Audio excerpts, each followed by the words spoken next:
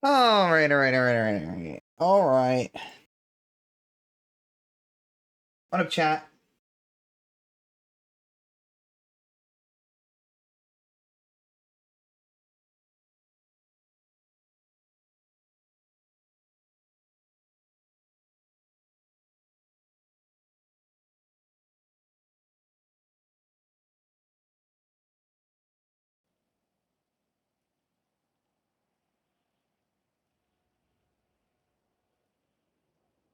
All right. We are doing we're doing a hearing today.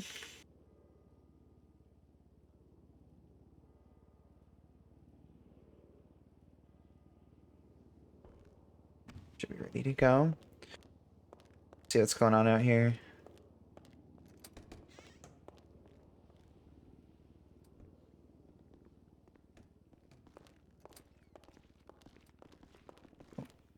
Hello, Sheriff. Hello, Chief Justice. Good to see you. Hello. You as well. How's it going? We're about to start a hearing. Are you going to be attending? Yes, ma'am. All right, perfect. And who are you? I don't believe I met you, Deputy. Yes, I'm Deputy Maxwell. Deputy Maxwell. I'm Chief Justice Miranda Covington. Very nice to meet you. Pleasure to meet you as well. All right, perfect. I do believe I need to let folks in.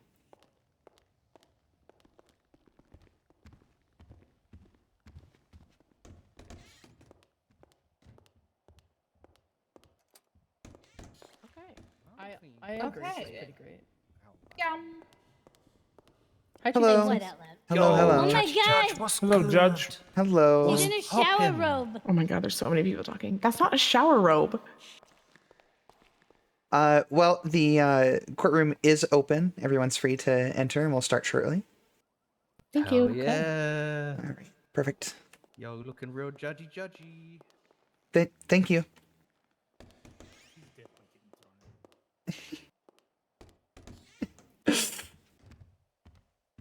Michael Cho's here. I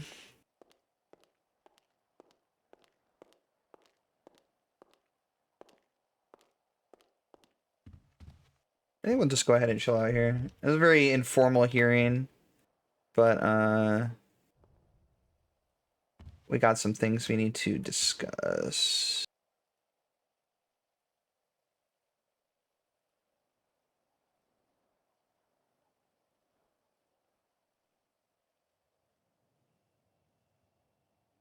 I'm curious if I do like... That doesn't really work that way.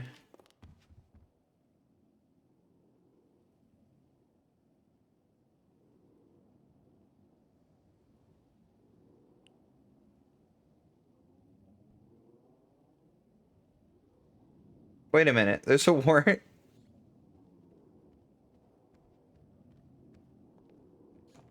Hello, sir. Before you can enter, you have to be searched. Come back out here with us, please. Oh, I'd like you to come out here so we can properly search you, okay?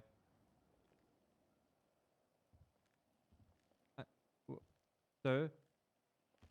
I understand. Please come to the front so we can properly get you searched.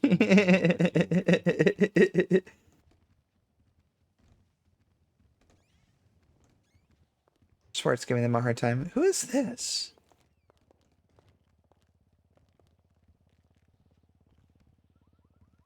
Anna! Oh, that... Anna! Hello, Miss Suave. You look amazing. It's so good to see you, hun. You as well, Miss Suave. Thank you very much. I don't appreciate you ignoring my call. Well, I've been very busy, so I apologize. No, it's alright. I hope you're doing good, hun. No, you didn't. Your Honor, permission to approach the bench for non-legal reasons. Of course. Alright, come in, Marley. I just wanted to introduce you to my paralegal, Marley. Oh. I'm Marley. Hi, Marley. I'm Chief Justice Miranda Covington. It's very nice to meet you. Likewise. Perfect. Oh, wow. Oh, Thorn. Woo, woo. Yeah, it's our paralegal. Aw, how cute. Who plays her? I wonder. Can I cheat a little bit? Your Honor, permission to approach the bench? You may, Miss Suave. Who's 56? How come everyone thinks I'm just gonna be a raging bitch to her? Ducky. She's like the one form of law I respect in this town. How you doing, hun? I'm well, Miss Suave. How are you? I'm doing good. You know, I haven't seen you in a while. Been kind of down at the Bennies, and I was like, you know what? I really hope this is an open trial so I can see Miranda Covington. Oh, well, yes. I mean, matters of the court, generally speaking, are going to be public matters. So unless it's a very extenuating circumstance, there won't be a closed court. Yeah. But Experimenting circumstances, right? right. I do want to apologize though for last night. I know there was supposed to be a bench trial and all of that. But one thing led to another, basically. Yeah, no, I have no issues with that. I mean, things got themselves sorted out, but you know, I mean, we're here now. I think everyone's ready, so I'm gonna fuck off. Good to see you, Judge. You as well, Miss Suave. Maxwell.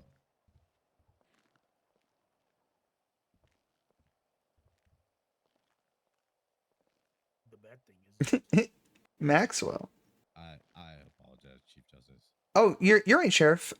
Sheriff, you wouldn't happen to know if my bailiff deputy Ruger's around, do you? Ruger is not around. You'll have Deputy Maxwell today. Maxwell. Okay, perfect. Thank you. Maxwell.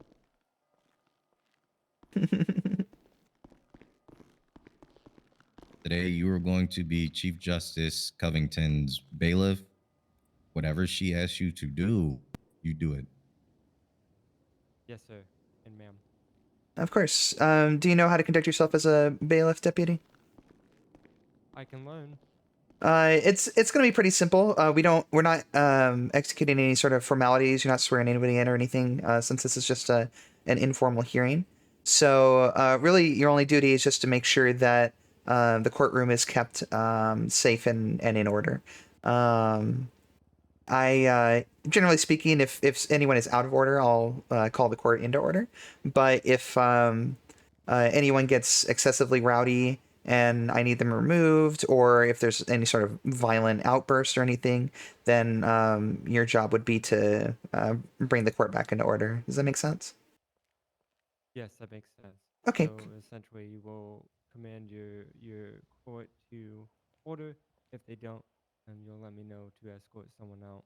And those are the only duties that I have, correct? Sure. Yeah, that's basically all it's going to be for now. And then if you wouldn't mind, when we start, I'll just have you stand over to my left here. So you'll just stand by the bench. Okay. Yep, I could do that. All right. Perfect. We're not getting started just yet, so you don't have to worry about it right now. But Okay.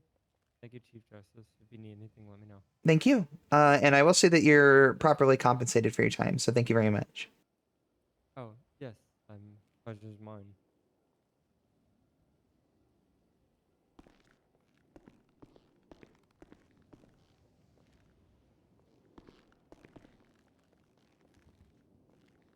Oh, bailiff, there is one thing. Yes. If you could please approach. Yes, Chief Justice. So I did see that there was an arrest warrant for a Mr. Michael Cho. Do you know if that's still active? Let me see. It does look like under our warrant section here, it looks like Michael Cho has a warrant. The reason I asked I'm is not very experienced with this, though. okay. Well, might be a good opportunity to do a little bit of legwork. I did see Mr. Cho in the lobby just moments ago. I believe he was wearing a blue suit.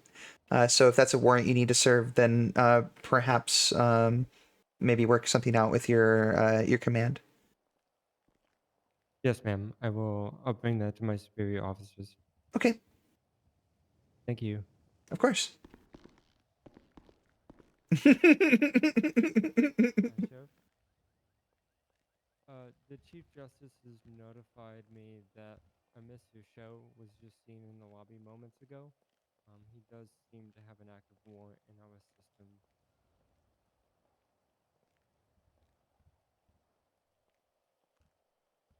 Yeah, Michael Show. Poor Mikey. Okay.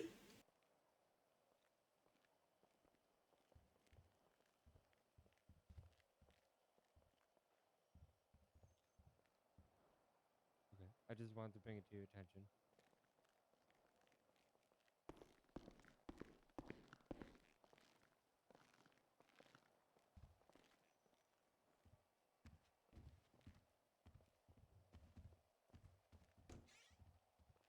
Oh, there he is.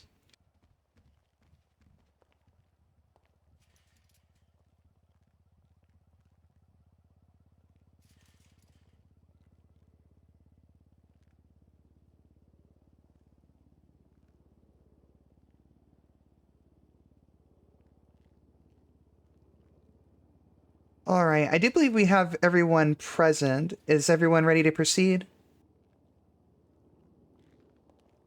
I believe so, Your Honor. Oh, Mr. Love? Prosecution's ready, Your Honor. It's fine. He's fine.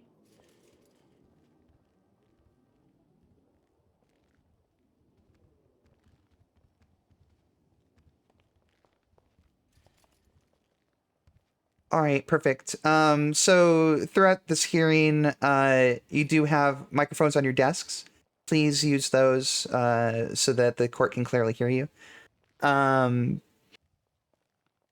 we will go ahead and proceed. So the hearing today is I need to address a couple of things. But first and foremost, and the most important goal that I need to achieve today is ensuring that Mr. Love is prepared for a trial. Obviously, his trial date is fast approaching. It's scheduled for tomorrow, in fact. And has been some concern brought to me about the efficacy of his representation and the competency of his defense. So I just need to make sure that Mr. Love is being afforded the fair and speedy trial that he does deserve. So to begin with, the first goal that I would like to achieve is making sure that Mr. Love has received adequate representation and does have a competent defense in place for his upcoming trial. So, Mr. Love, I would like to speak to you directly since you initially brought this to my attention. So, as I said, your trial date is scheduled for tomorrow. Mr. Love, do you feel at this point, with your current representation, that you have been adequately represented up to this point, and that your defense is competent? And feel free to speak freely.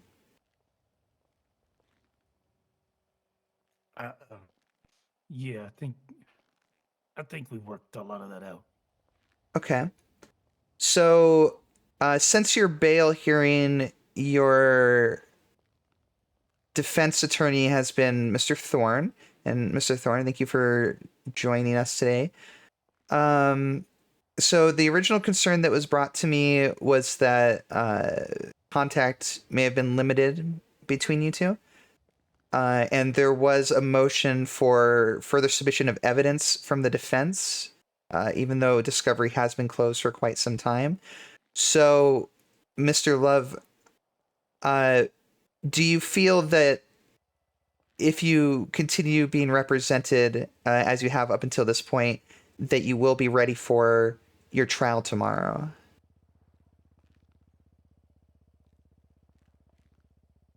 I guess the only thing I had was some pictures that I wanted to talk to the lawyer about, and I didn't get to talk to him, so I didn't get to submit them.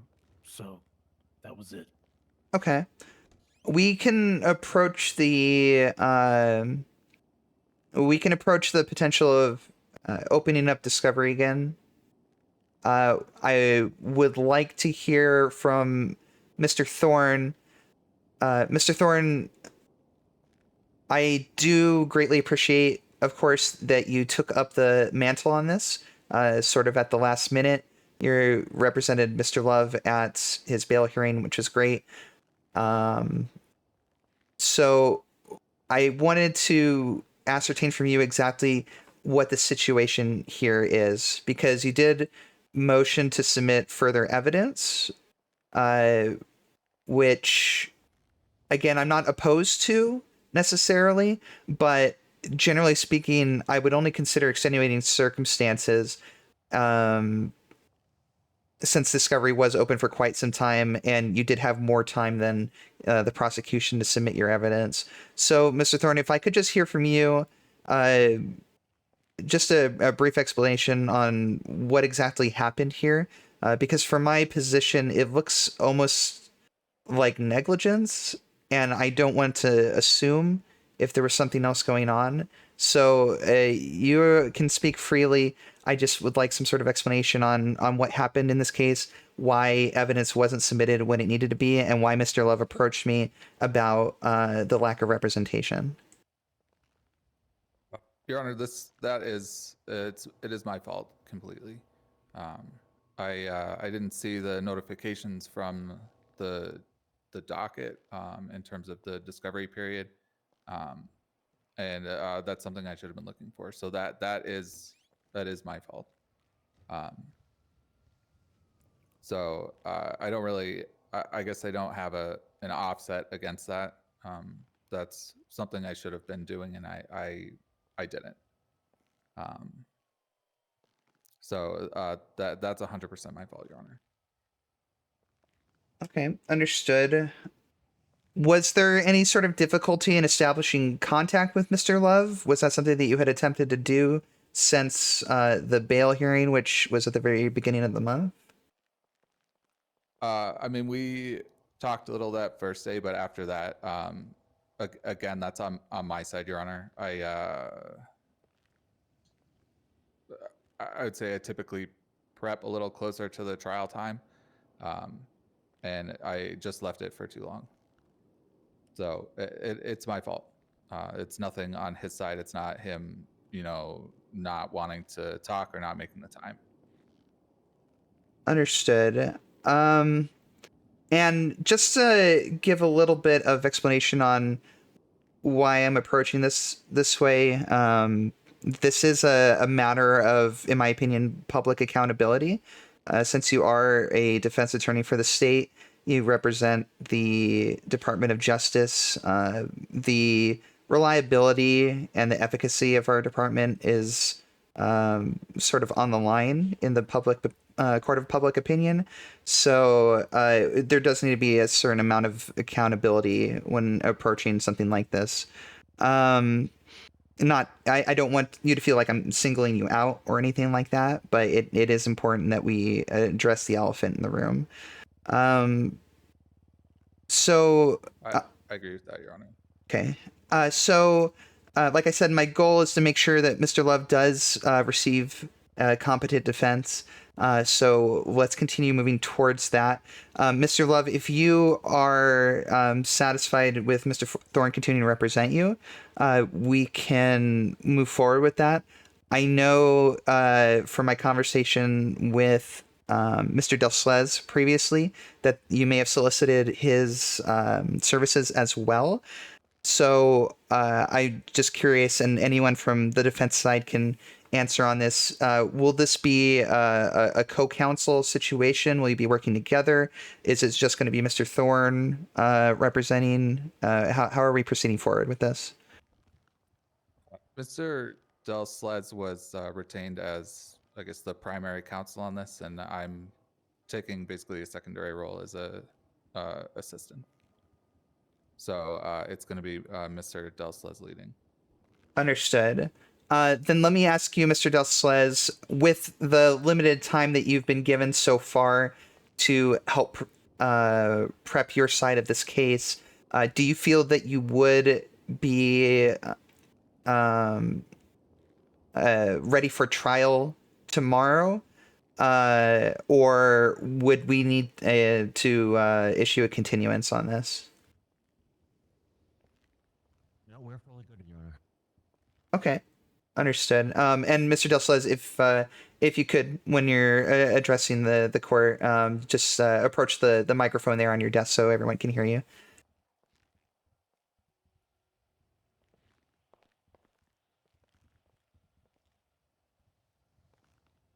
We are good, Your Honor. Thank you.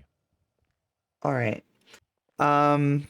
So if that's the case, then are you suggesting, Mr. Del Slez, that you would not need discovery reopened for any further submission of evidence?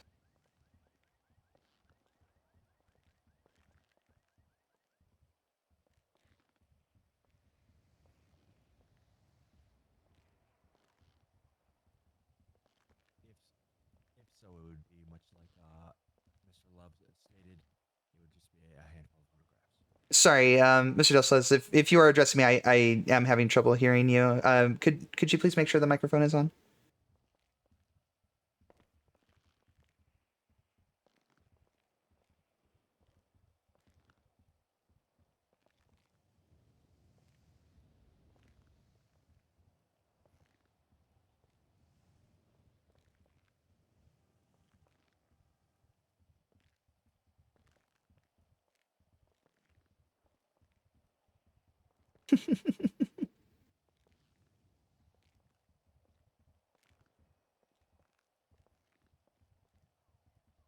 Thing on?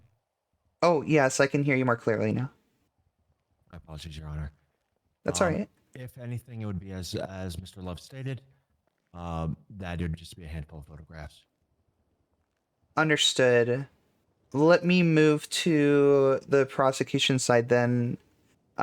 Miss Dark, is there any reason that you would object to me reopening discovery for a limited time to for further evidence submission? Due to the circumstances and the fact that it was defense counsel's mistake, prosecution has no problem with discovery being reopened, but I do ask that it's reopened for both sides so I can relook over evidence. Absolutely. If we reopen discovery, it would give both sides a fair chance to submit anything new and examine any evidence contained within. So if that's your only stipulation, then I can definitely open discovery. I think we would need to order a continuance on the trial, just a brief one, and maybe push it back to the weekend. So I will just need to obtain availability for that, which I will do in the docket for the sake of posterity. So I think in the interest of fairness, we will postpone the trial, so it will not be tomorrow. I will reopen discovery, and we will get any further evidence submitted so we can move on from there.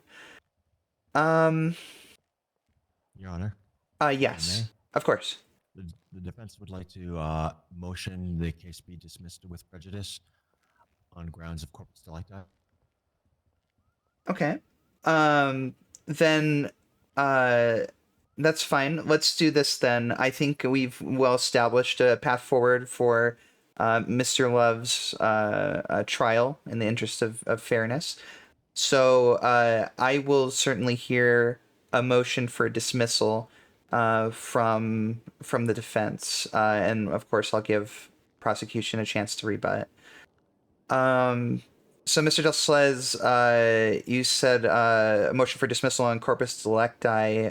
Would you elaborate for the court on the circumstances for this motion? Yes, Your Honor. For those that don't know, corpus delicti is the body of the crime. Therefore, a crime has to be committed in order for their charges to be pressed. And I would motion that the prosecution has not proven that a crime has been committed in accordance to the evidence that they have submitted. We have no body. We have no medical report. We have no autopsy. We have no weapon. All we have is a handful of photos that could be a body, but we don't know. There's no certainty in fact. In Okay. addition to that, we have no DNA. We have no blood on Mr. My client, Mr. Love. Nothing. We have some random circumstantial evidence that simply does not meet the grounds of what the charges that have been presented.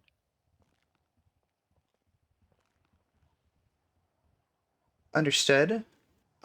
Miss Dark, do you have a rebuttal? Yes, of course. As indicated in the evidence, we do have a body. We have medical reports, or not reports, we have medical staff indicating a body, a time of death, and what caused the death. Unfortunately, it might not be to the standards he is used to. However, Dr. Kate doesn't do the best ability, she can. She's a local doctor. I don't think they pay her enough. We do have the grounds. We have video surveillance of force, which is something that I'm more than happy to argue in court during trial. But we have enough. Your Honor, I would kindly ask the prosecution to point out where is this time of death, and why is it not indicated anywhere in the report? Because all we have is really working off a police report. There is no formal statement from any medical professional. In addition, we don't even know if it was a local doctor like Dr. Kate or another doctor. We don't know. None of that is indicated. Okay. Miss Stark, do you have a rebuttal for that? Yes, as indicated in the People's Exhibit A, the police report under the nurse's statement, the nurse indicated that the man was dead upon arrival.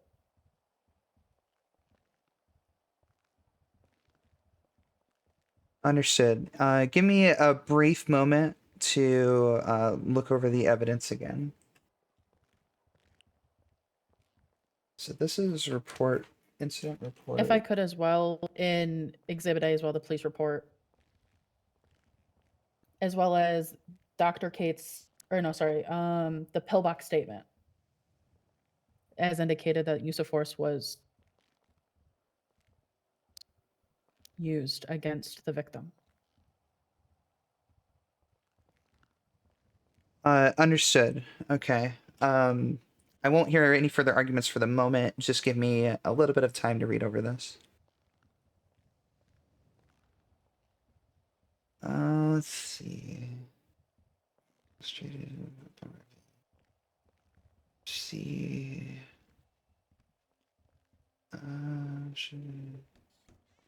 Left, Mr. Sisley's motorcycle.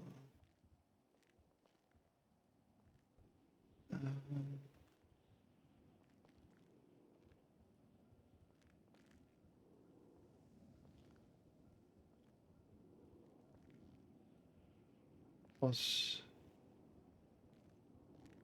deceased after life-saving efforts were exhausted.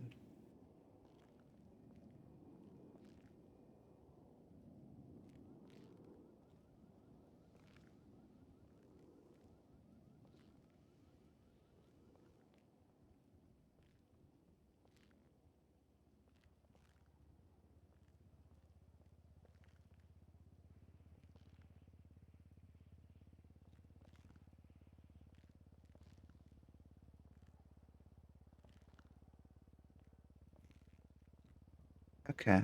So this is gonna mostly be this is mostly like conflict of role-playing styles. Which is fine. I did talk to Schwartz about, he asked about how hard can he go, what limitations does he have and all that. I told him go all out, because if there are matters that are mechanical limitations and things like that, then they would be weighed accordingly. So I just need to find it. They have a body. They have medical staff determining the state of the body and everything. Let's see. Being part of a crew, may have misidentified. Lost MC. DID. Okay. Goes to beating down Neil Seal in addition to taking him by force. The blocks after he was there treated GSWs.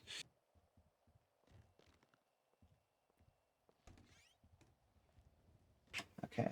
What other evidence is in here? There's the interrogation tape. Okay. This was just a witness amendment. Okay.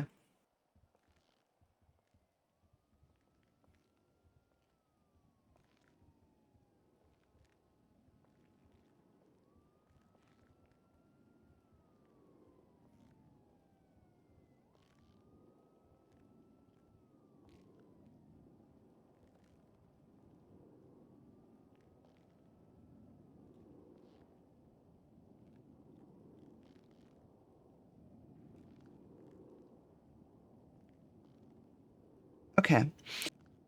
So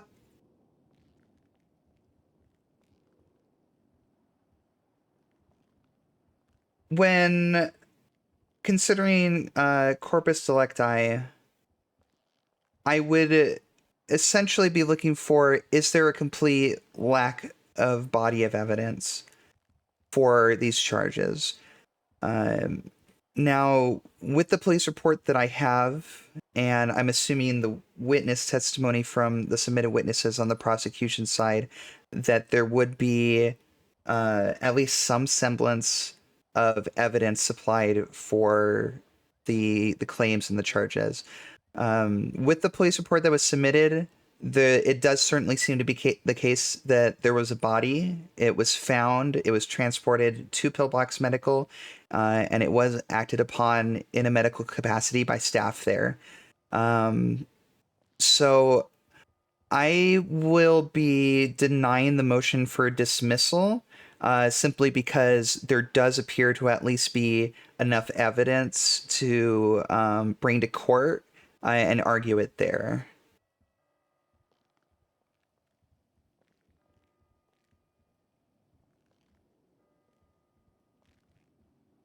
All right.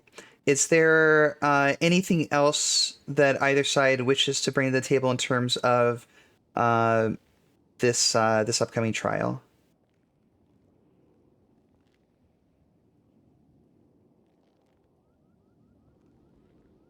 Prosecution doesn't have anything, Your Honor.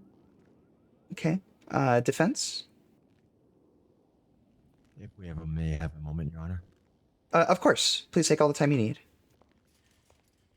I think that's the best way to handle it. If there was truly like nothing, no report, no body, nothing, then I would say, okay, we should probably dismiss this. But, it's obviously we're a bit limited by mechanics. There wasn't a doctor available, and all of that. So some of this information may have to be from like an evidence ticket. Yugoshi would probably submitted some information regarding this and all of that. So, at the end of the day, if the evidence is like weak, that's something that we'll determine in court, but I won't dismiss it outright just because we do have a body of evidence. What I would say is that if they had shown up and they were like, oh, Ned killed somebody, and they had no body, there was no autopsy, no report, they didn't bring anybody to a hospital, like, then that would probably be like, oh yeah, there's no body of evidence. This is not, these aren't credible charges, and we'll just dismiss these. So that's kind of where I'm at with that. It is a bit, like I said, more of physical limitations, like mechanics limitations, but that's just kind of how we have to do it. And realistically, if we bring it to court, and I'm going to weigh those things accordingly, you know what I'm saying? Like, it's not like I'm going to say, oh, well, they wrote all this stuff in a police report, therefore it's 100% true, and yada yada. I'm going to weigh the stuff accordingly. But I just have to try and create the most like fair environment for them to be able to argue their case in. Wiggle room for mechanical limits, exactly. Because at the end of the day, it's all RP, right? And if we don't have the ability for like somebody to do like a full autopsy and like take all this DNA and like all this stuff, then that's just kind of where it's at. And then we could just weigh that stuff accordingly in court. You know, I can give less weight to certain evidence than others and all that. Defense has nothing more to add. Nor will we be adding any more evidence. Under An extended discovery is not required. Understood. Then, Ms. Stark, does the prosecution have any need to reopen discovery? I would request, if possible, if we could reopen discovery. Okay. Then is there the evidence that you wish to submit for a reopening of discovery? Is there any reason why it wasn't submitted during the discovery period? The lack of the ability to speak with hospital staff at the time has made it difficult. So with reopen discovery, I'm hoping we can quickly and briefly get the necessary evidence to prove or assist in proving the case further. Understood.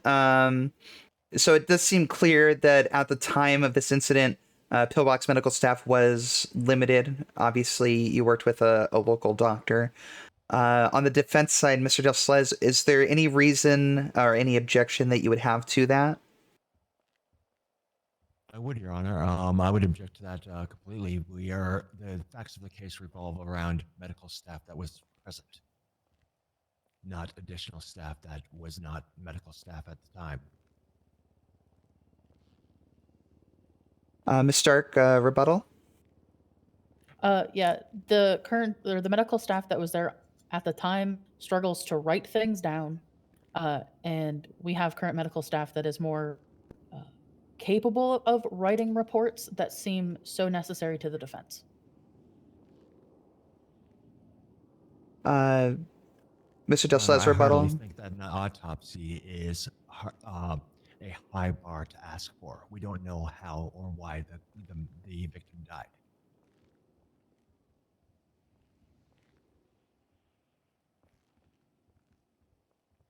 Accusing my client of first-degree murder, like pretty much the highest charge that is within the state. Miss Dark, with a submission of this evidence, are you going to require expert testimony as well, or testimony from the overseeing medical provider?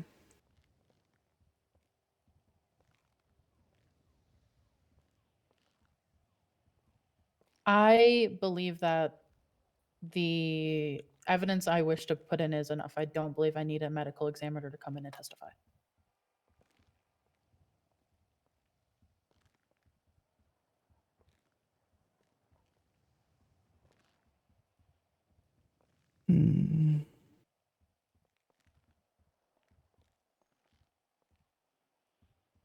I am going to approve the motion to reopen discovery for this particular body of evidence. However, I am going to limit it strictly to the medical report. I think in the interest of fairness, having a more available medical professional who can provide an appropriate write-up for an autopsy, which by all accounts was most certainly conducted and maybe just not properly documented, I think is perfectly reasonable to allow the documented autopsy to be submitted. However, Ms. Dark, I am of the mind of limiting this to a very, very short time frame, and by that I mean within the day, before end of the day. Is there any reason you wouldn't be able to have that information, that report, submitted before the end of the day? At this time, it's just current staff at the hospital communicating with Dr. Kate. So as long as that happens briefly, then I can, the second it's on my desk, it'll be posted on the docket.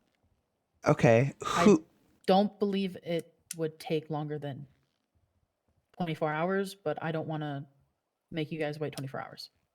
Who would be writing up this report? That'd be Colby. Miss Director of Pillbox, right? Miss Davis? Correct. She's in the... Could we have Miss Davis approach the prosecution's bench? And actually, Miss Davis, approach the podium if you could, in front of you there. And if you would please turn on the mic, I just wanted to ask you about this. So I think it's pretty clear that your local staff at your hospital, like I said, conducted this autopsy. So if you are finalizing a medical report on it, how long do you think this would take you? I'd say no longer than 24 hours. Okay. So I would like to not issue a continuance on this trial if I can avoid it. However, I do want to make sure that the defense does have time to go over the report and conduct any further building of their case as needed. So let's do this. I will grant a reopening of discovery, like I said, specifically for this report. This report needs to be submitted to the docket no later than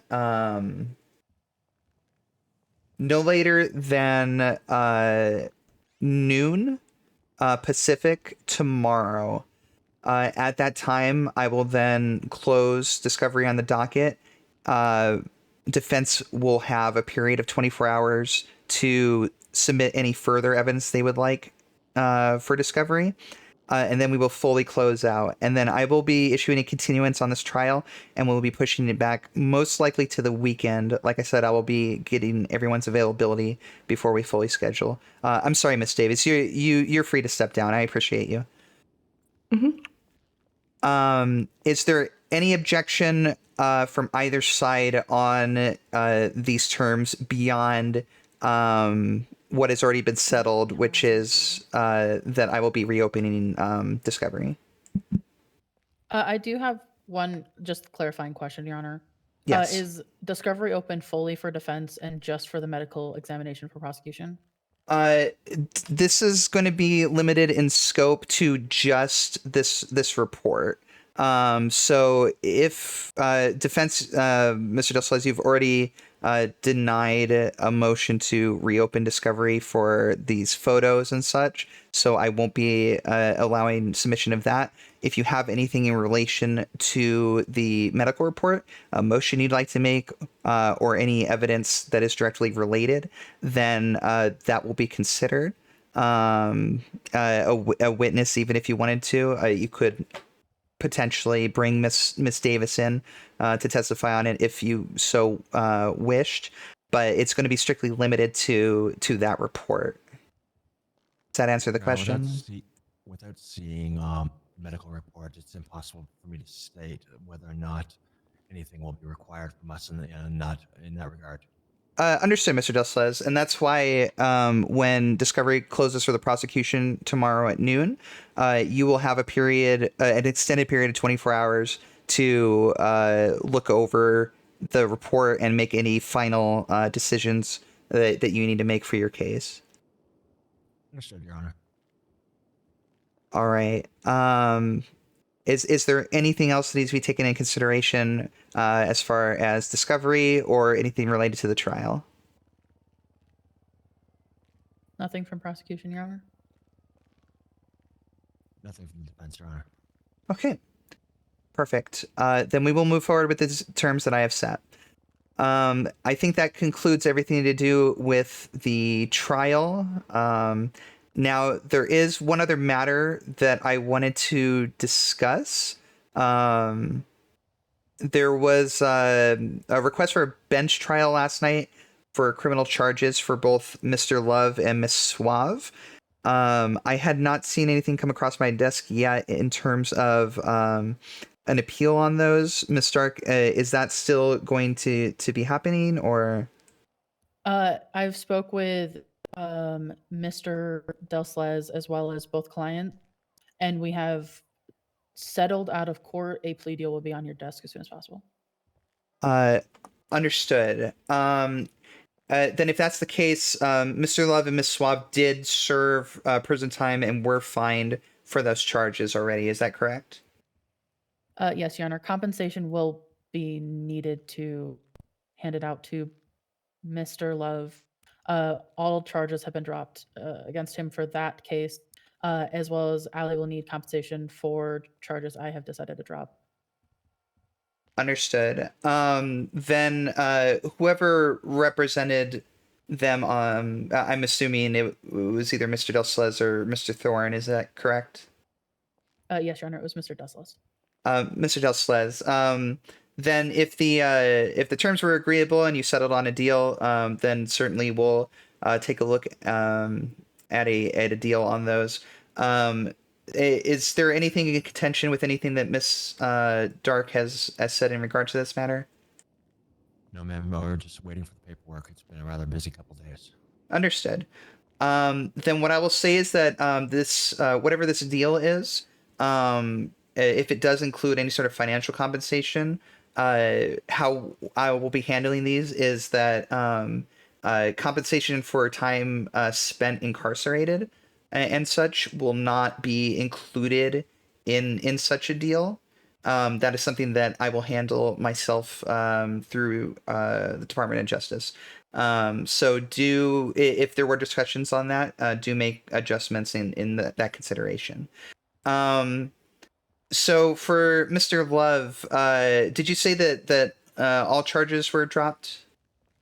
Yes, so he had been charged with vigilantism, and I have dropped that charge. Both served full time and got full fine for those charges, so just to make it clear for you. Understood. Thank you. All right. Mr. Love, so you were sentenced to a period of 60 months, 60, with a $1,500 fine. So since the charges have been dropped, and this is how, just for clarity, how I would handle it with an appeal as well. If an appeal, if the accused won an appeal on this, we would conduct this in the same way.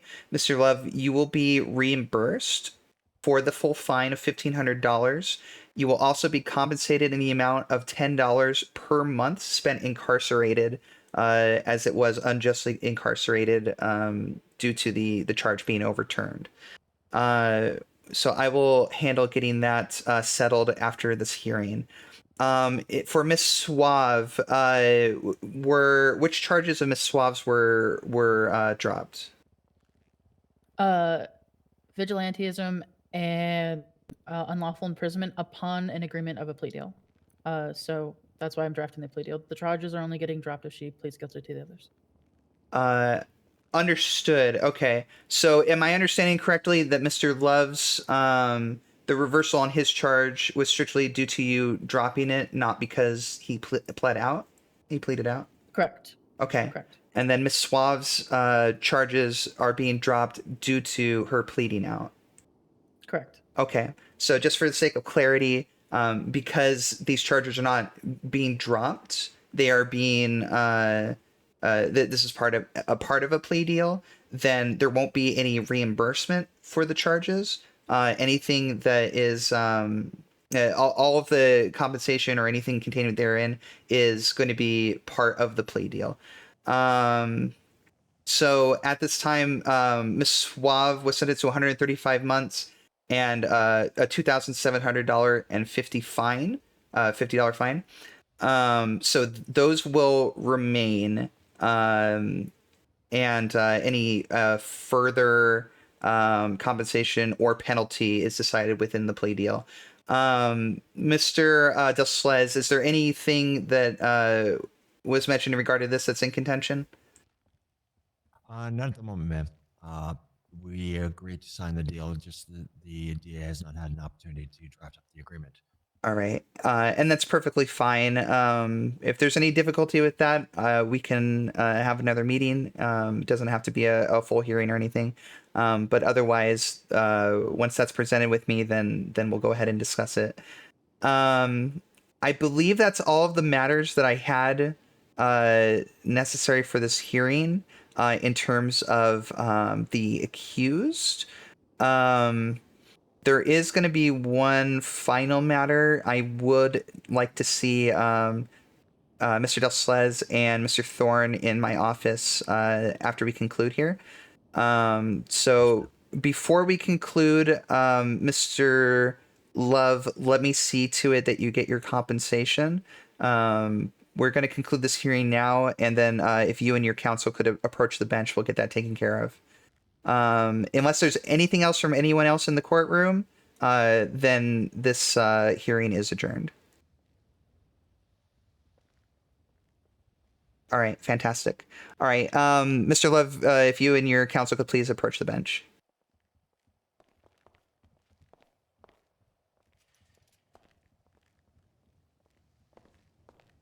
All right. How are you doing today, Mr. Love? Fine. All right, glad to hear it. All right. So let's see here.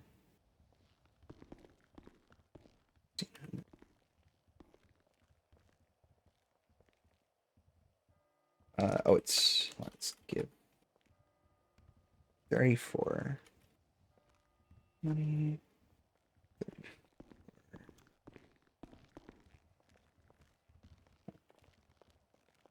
And then we said 600. 2100. All right, Mr. Love. So I will be reimbursing you for the $1,500 for your fine, as well as, like I said, $10 per month spent in Bolingbrook. For 60 months would come to $600. Your total reimbursement will be $2,100 direct deposited into your bank account. All right. Yep.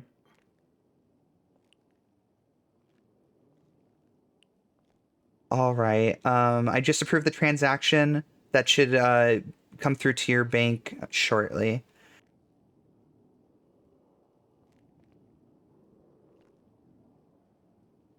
Yeah, came through.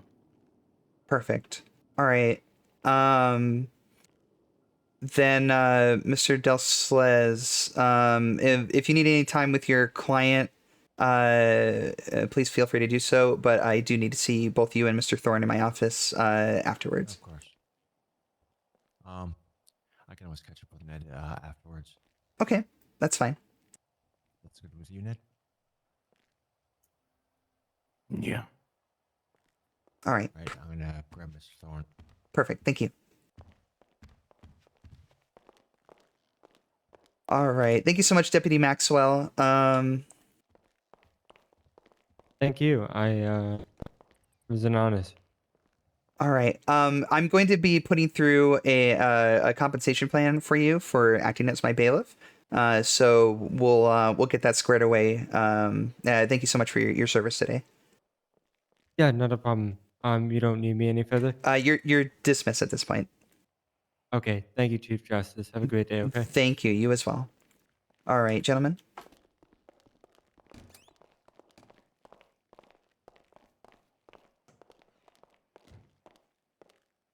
All right. Feel free to take a seat if you'd like.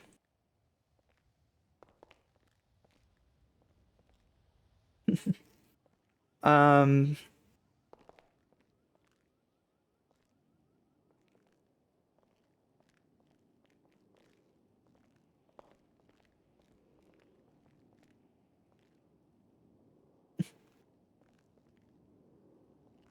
I'm not sure those are working so well. All right. If you gentlemen are ready, I do have a couple things I'd like to say. Of course. Ready here, Your Honor.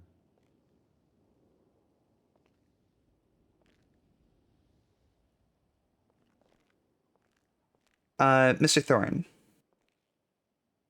Yes, Your Honor. All right. So here's this situation that I'm faced with.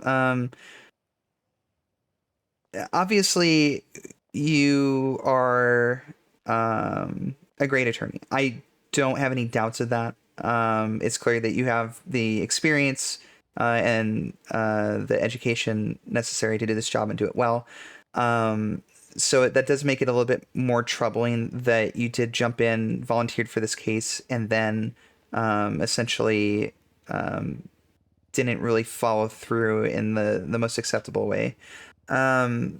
So I do need to dole out some sort of accountability for that. The way I handle this situation is essentially going to be a precedent for how these sort of things are handled moving forward, and I can't let anyone have the impression that such conduct would be tolerated. I'm sure you understand that. I do, Your Honor. Okay. So I'm not going to sanction you or anything like that. I'm not going to do anything egregious. But what I will say is that I would like to see a little bit of time from you committed to engaging with the Department of Justice and the legal processes here. And I think doing so under the wing of one of our other attorneys would be the best way to go about that. Mr. Del Slez, unless there's any objection from you, Mr. Thorne, I'm going to be very briefly removing your bar license and having you act in the capacity of a paralegal for Mr. Del Slez for a period of no greater than 4 working hours, or to such time that Mr. Del Slez feels that you have been properly assisting him with his duties. Whichever one is shorter in time. If Mr. Del Slez thinks after 1 or 2 hours you're fine, then we'll consider that good. But no longer than a maximum of 4 hours. Is there? Your Honor, if I may speak. Yes, Mr. Del Slez. Albeit my interactions with Mr. Thorne have been brief, he has been proven to be an exemplary attorney. He's been fantastic. And I would be, if the city ends up on fire like it was last night, I would think it would be a disservice to the city for him to be simply a paralegal. Okay. So then, Mr. Del Slez,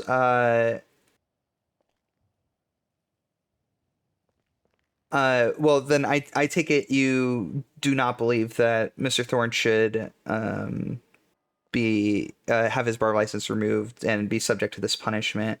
I may add, ma'am. Sure.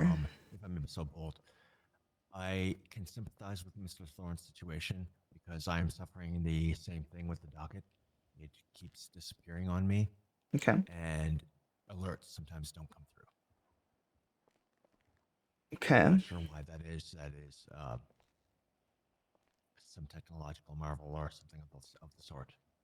I understand. I believe it was explained to me, and forgive me because I'm not very good with these kind of things, but I believe it was explained to me that if there is some level of inactivity, that it would automatically be hidden. If there's some way to resolve that, I can try to talk to our IT department and see if that's something that can be resolved. But I do see the point that you're making. Mr. Del Slez, I would be willing to defer to your judgment in this case, only because, Mr. Thorne, if there is an incident like this again, I promise you that the punishment will be going into effect, and it may be a greater escalation. Mr.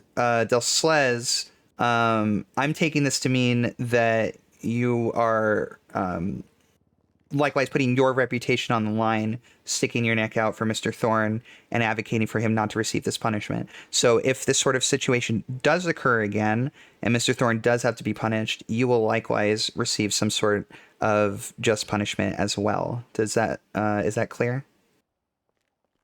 Yes, ma'am. Okay. I do think that's more than fair, Mr. Thorne. It does appear to me that you are a great attorney based off of everything that I've read, and and the conduct that I've seen so far in court as well. So it is not a situation that I take delight in, but obviously, like I said, it's certainly a situation where there does have to be some accountability. So I would thank Mr. Del Slez for sticking his neck out for you and suggesting that we not carry out this punishment. And then please, if you are going to take a case, please make sure that you maintain contact with your client and follow through with your full defense in the future. Okay. Yes, Your Honor, I understand, and I appreciate that. I think I understand the timelines in this district better after this. So that would definitely change my approach. Okay. And yes, so, when I talk about a fair and speedy trial, I put emphasis on the speedy. Really, outside of Miss Stark going on vacation, there was really no delay in any sort of the scheduling on these processes. So even if a large court case like this, expect there to be a quick bail hearing, a quick move into discovery, and then a very quickly to have a trial scheduled after discovery closes. That's how I intend to carry out matters of my court. I think it makes sense, Your Honor. I'm used to discovery closing like very close to the court date, but it does provide more time in consideration if discovery sort of runs in the middle of the process and doesn't just close at the end. So I actually appreciate the way this is going. Sure. And like I said, the trial date probably would have been scheduled a little bit sooner, but Miss Stark was out on vacation. So, but that's how I'm intending to conduct these sorts of cases moving forward. So I that's really all I had to say on that. I appreciate you being so gracious in this situation. I've certainly dealt with my fair share of attorneys who maybe have a bit of more of a pride and wouldn't be so gracious. So I do appreciate that. Then I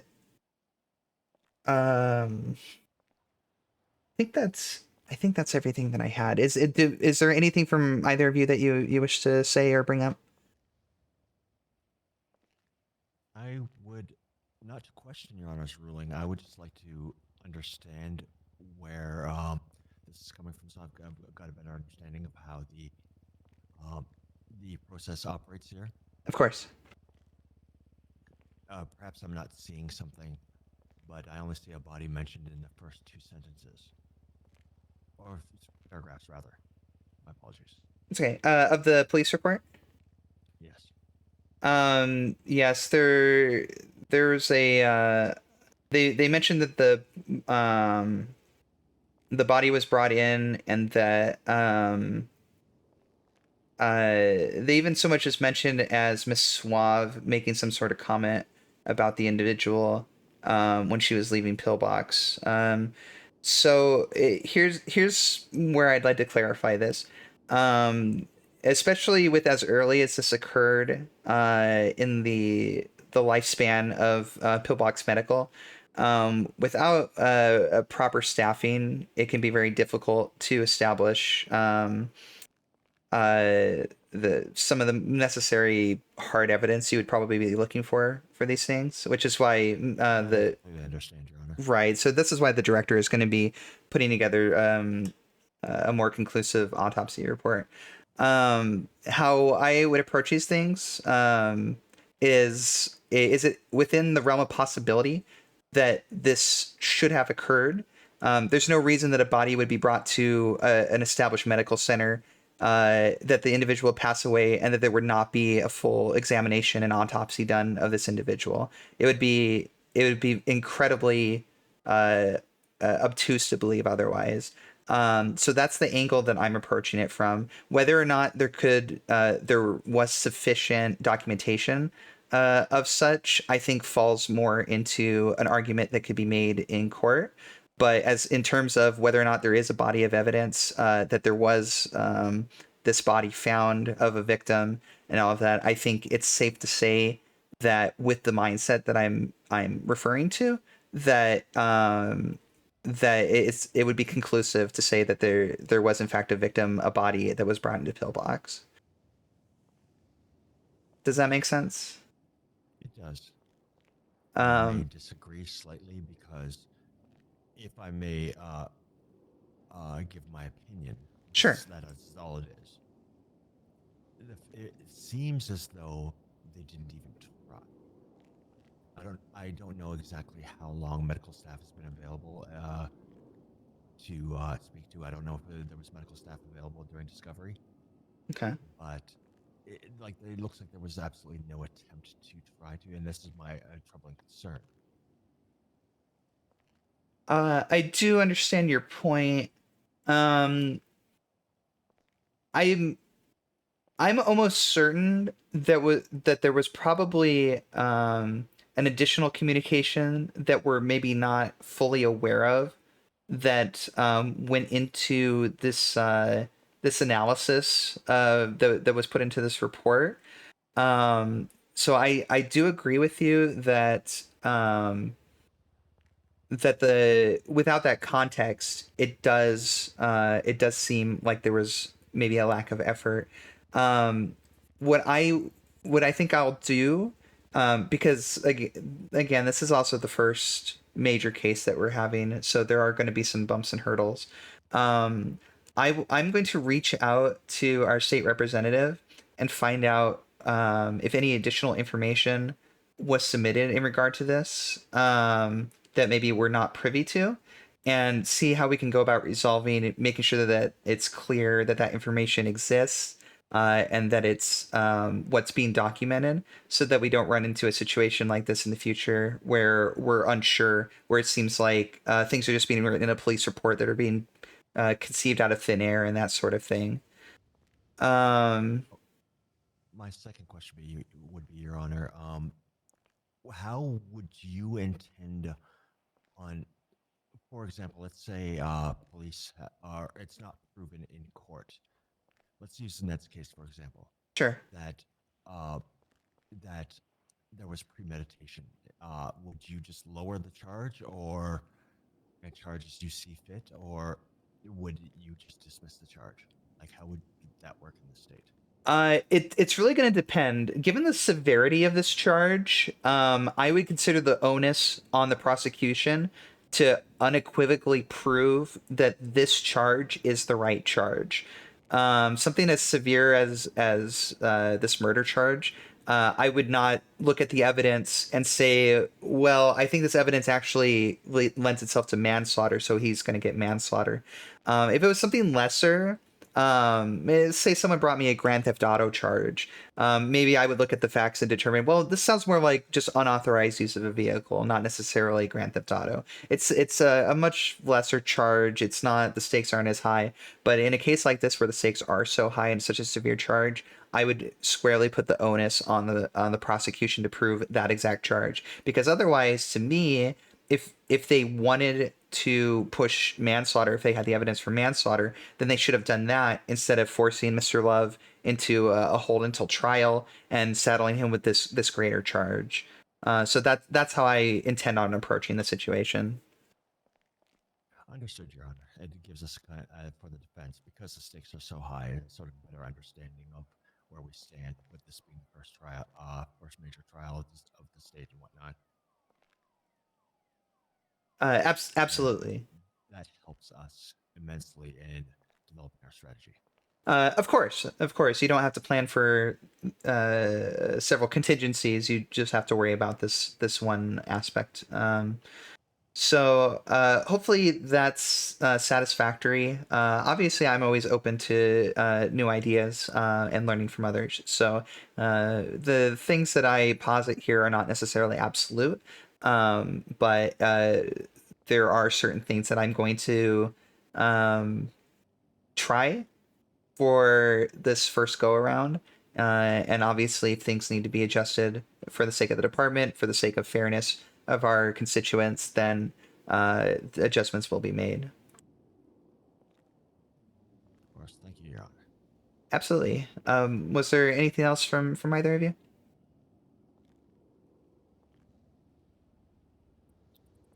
Not from me, Your Honor. All right. Well, thank you very much, gentlemen. I appreciate it, and I appreciate both of you taking on the monumental task here, defending Mr. Love. Like I said, I will ask for availability on the docket, and we'll get the trial rescheduled. I'll get discovery deadlines taken care of, and we'll try to move through the remaining aspects of this process as swiftly as possible. Okay. Should, Your Honor. All right. Perfect. All right. You gentlemen have a good night. You as well. Thank you. Thank you.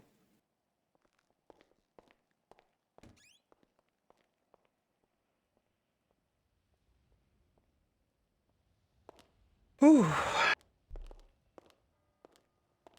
It's a lot, chat. It's so much responsibility too. I've thought so much at length about this stuff though. I'm definitely prepared with answers, but whether or not they are the right answers remains to be seen for sure.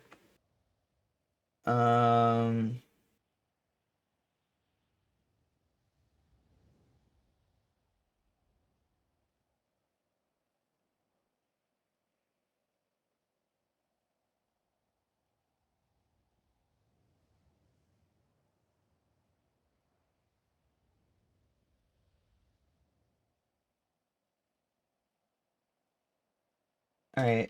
So let us. Oh wait, hold on. I'm role playing.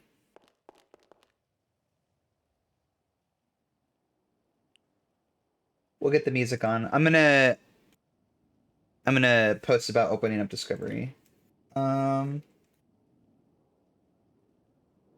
other thing about all this is like I am not an expert on this stuff, Chap. And you know, like Schwartz, for example, like knows way more about stuff than I do. I mean, even Thorne, even Harry, I'm sure, with all his experience, knows a lot more than I do. It's my first time doing judge stuff, so it's a lot of stuff I'm still trying to figure out. And it's nice that everybody's being so gracious and letting me like work through the processes and everything. And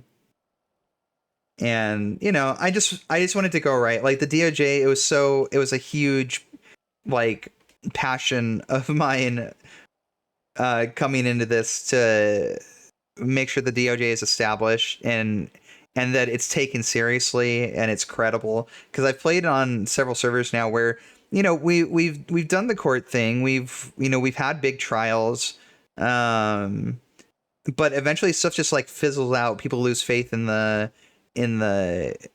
department, and people just like start dropping and it just fizzles out, and I don't want that to happen here.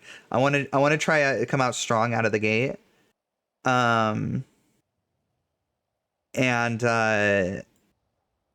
you know, ensure that we have credibility, because the worst thing we can do here is mess this up, and then for the rest of the lifetime of the server people are like, why would I bother going to court or getting a lawyer and all that stuff, because it doesn't beget anything, you know, beneficial to me or my RP. So anyway,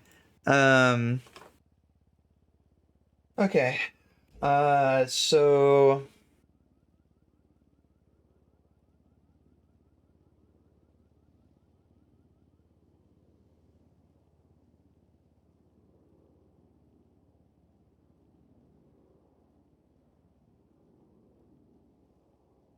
Discovery.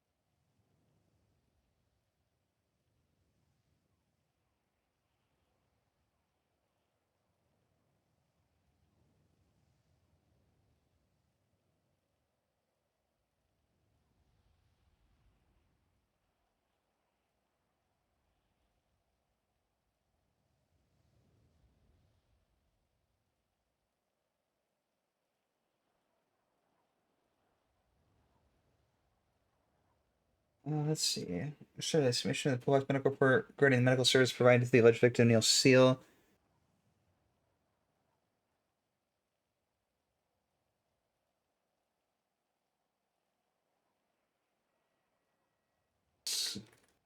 Uh, discovery will close for the prosecution.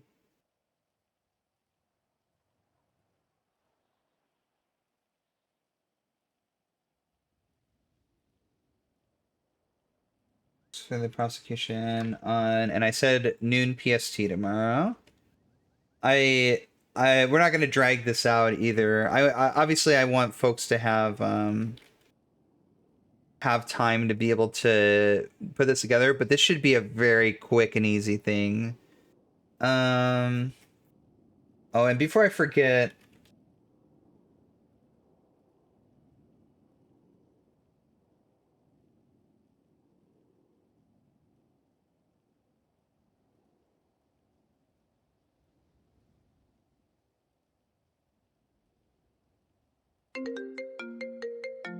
oh.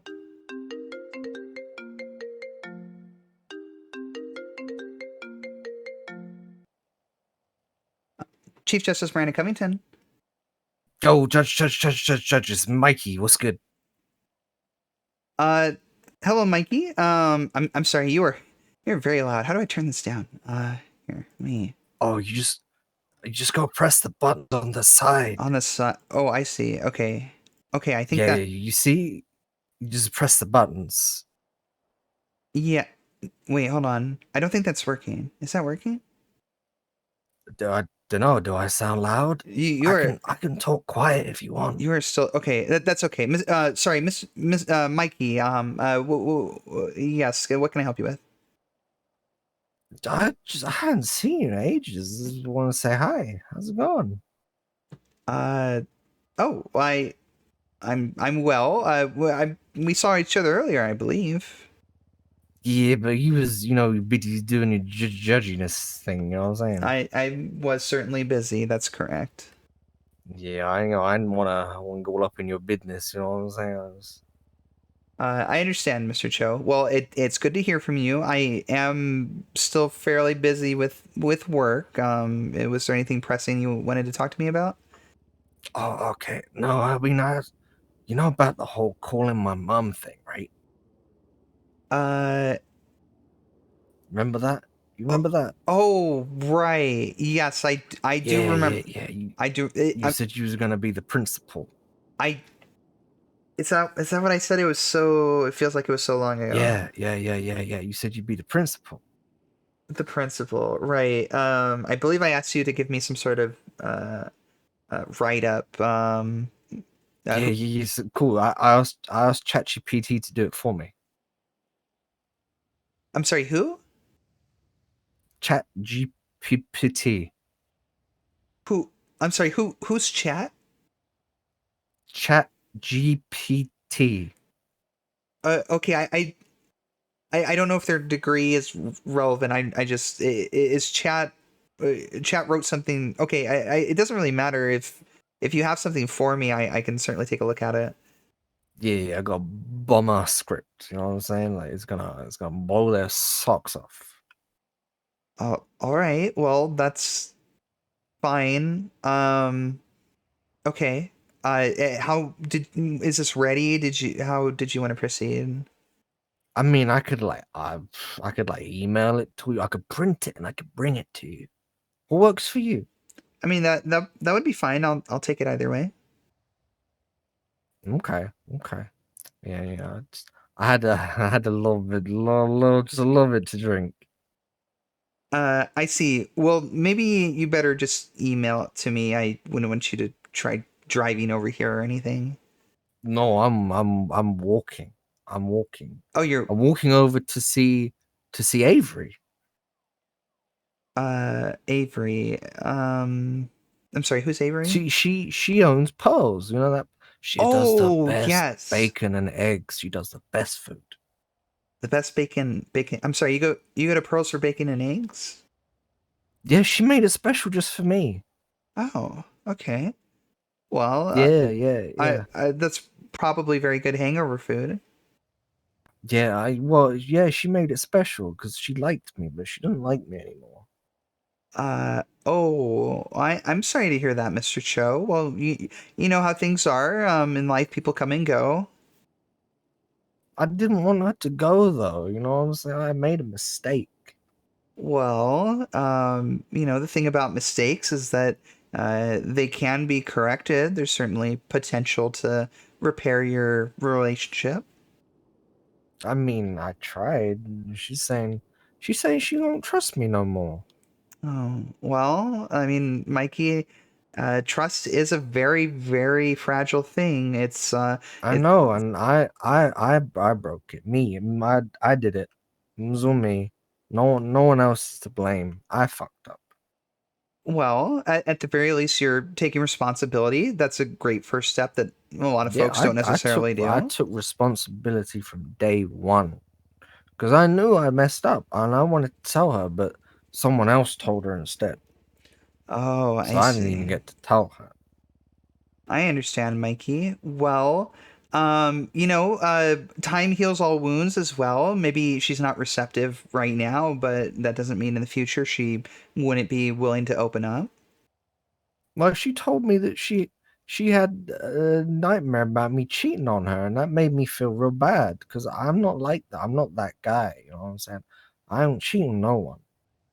Well, I understand, Mikey. You know, when I'm with someone, it's ride or die. You know what I'm saying? Oh yes. No, I understand what you're saying.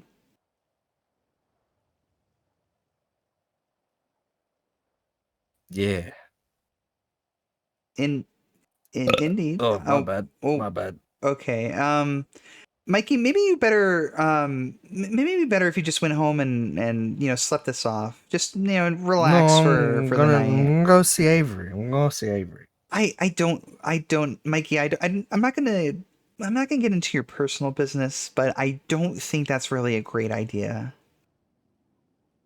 I mean, everyone keeps saying that, but I think it's fine. I She's great. You know, like she's just amazing. I'm sure she's wonderful, but you know it does sound like there's a bit of an estrangement here, and you wouldn't want to make things worse. You know, alcohol impairment can lead to some bad decision making. It's true, but here's the important thing: is that she's the best part of my day. So you know what I mean? All right, Mikey. Well, I wish you the best of luck. Uh-huh. Good luck. Was there anything else? No. I bring the script, right? Okay, doesn't have to be right now. You could certainly wait until No, it's not another. gonna be now. I'm walking to Avery. It's a really Right. long walk, but I'm doing it. I understand. Where are you walking Still from raining. exactly? From the courthouse. Oh, I see. And you're walking over to Pearls. Okay. Well, Yeah, all right. Well, yeah. have a pleasant walk. Stay safe, Mikey. Just, you know, one foot in front of the other. You know what I'm saying? Absolutely, Mikey. Absolutely. Everything's still spinning a little bit, but it's okay. Maybe sit down, Mikey. No, if I sit down, I won't get there in time. Okay, I understand. I understand. All right. Well, Mikey, it was great catching up with you. I do have to go and do some work. Okay. Yeah, I think we're gonna throw up. Okay. Oh.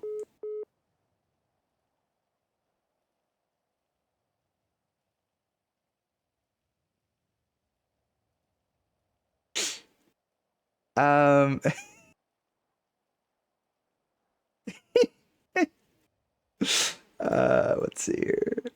Can I call these guys or can I only text message them? Reach out because I have legal question from forever ago. I need to, I need to talk to the police. I just have Logan. It's Felix. Who's Steven? Oh, Longbottom. You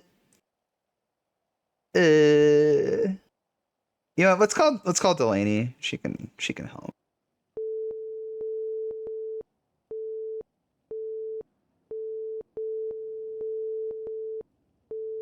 How does this work? Do you think she can like put them on hold?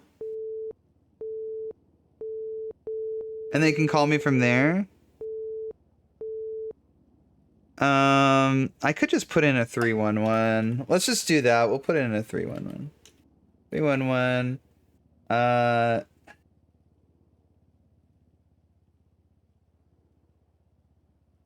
Maybe we better do a 911.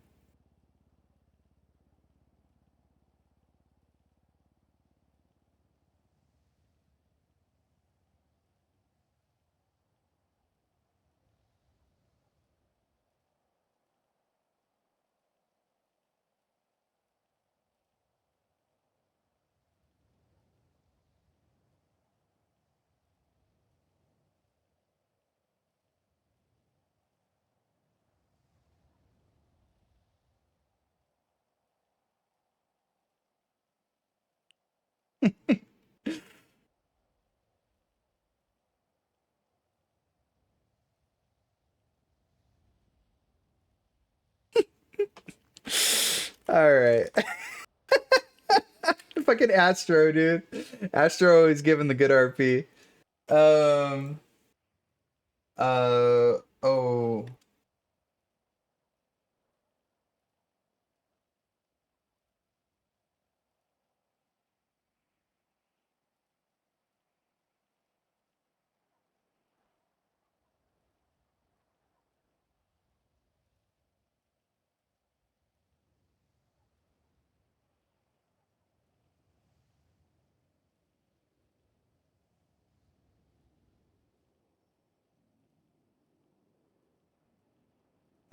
Yeah, I need to find out because if there was like an evidence ticket submitted, I may need to look into a way that we like incorporate. Like, I need to look into maybe how we incorporate that evidence, because right now the only thing we have right is it looks like there was a police report submitted, and in that police report, the police made claims about like all this stuff, like there being a body and an autopsy and these claims and stuff like that. I think there might have even been like a surveillance camera thing from Pillbox that was included, but we don't have any of that, right? It's all just like from evidence tickets. So if that's the case, I need to work out how we can better incorporate that stuff for court procedure, because I do agree with Del Slez that it seems kind of like stuff is just like kind of like pulled out of thin air. You know, he said it seems like they didn't even try. And it's not that they didn't try, but it's that some of the stuff is obfuscated, and that is, I think, creating maybe a bit of a pain point for handling evidence. So definitely not a barrier that we can't overcome, but it's certainly something that I think is a bit of a pain point for this specific first trial that we're doing. But you know what? It is kind of unfortunate that it comes out during a murder trial, but you know what? I think lesser charges probably wouldn't beget such like evidence tickets and stuff. So it's a bit of a give and take. Damn,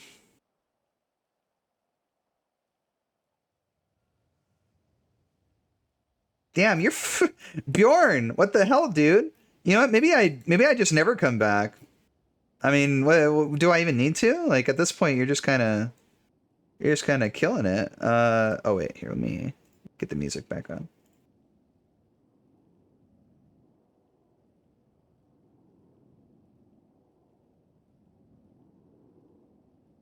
Ooh, morgue access. That's good. Very cool. Wow. I kid. I would never. This is my fucking passion. I was telling somebody earlier today, like, you know, because I tell my coworkers, like, you know, like, oh, I go home and, you know, I just fucking, I RP or I code for the RP server, and that's like my whole night, you know, and they were just kind of like fascinated by it. And I'm like, you know, I'm like, look, like, a lot of folks, like, their dream in life, right, is to get like a specific like job, right, to work like their dream job and things like that. And me, I don't have anything like that. I'm not like that at all. There's no job on the planet where if I got that job, I would be like, oh, this is great. I want to dedicate all my life to this and doing this particular job. There might be causes, right? There might be like certain causes that I would feel that way about, but not working a job, not working for an employer. To me, that feels absurd. So like, to me, a job is a means to an end. It's like, I work a job so that I can make a paycheck so that I can survive and do the thing that I really love doing, which is this. This is my passion. This is the thing where I get out of bed and I'm like, this is what drives me. This is what makes me want to do where I do everything and anything that is necessary to make sure that I can do this. To where I go to bed at like absurd hours and get 3-4 hours of sleep. You know, going into my early morning shifts because I to me, this is like establishing the business, right? This is like sacrificing for my startup or whatever, right? This. So it's just some conversation I had earlier that I thought was interesting. Do an amazing job. I appreciate that.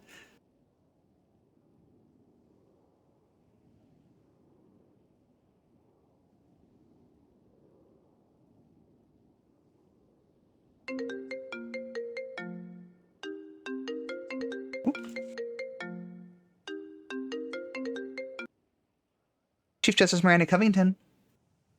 Hello, Chief Justice. We're here at the courthouse responding to your call. Oh, okay.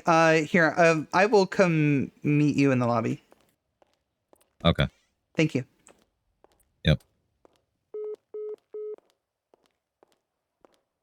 Killing it. Yeah, I appreciate it, guys. You know, and I don't do it for like the accolades or whatever. I simply do it because I fucking love Grand Theft Auto roleplay, and I love creating an environment where people can come roleplay.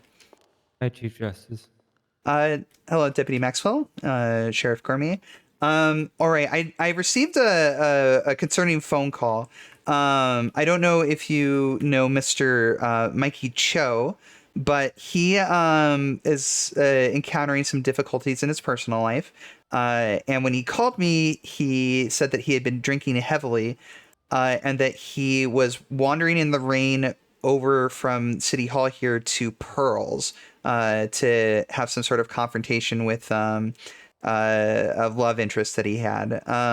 You know, and he was making sentiments about how he had made a mistake and he wanted to own up to it and all of this. But I was very concerned for his safety. I don't know if he might be a danger to himself. It sounds like that he's wandering about heavily intoxicated. Okay. We can see if we can go find him, and we can take him to the pillbox to get looked at. Okay, that would be great. My first thought was just, I mean, if heavy traffic, if he's wandering around, who knows what could happen. So I appreciate you looking into this. Yep, no problem at all. Is there anything else, Chief Justice? That's all I had for now. I appreciate your quick response. Okay. Yeah, no problem. We'll we're gonna go see if we can find him. And like I said, we found him. We'll take him to the pillbox and see if they can handle him. Perfect. Thank you so much, Sheriff. Yep. Our pleasure. Have a good day. Stay safe. Maxwell's got the Montgomery walk. Did he have that yet? The other day when I took him out? Do you think he adopted that from Delilah?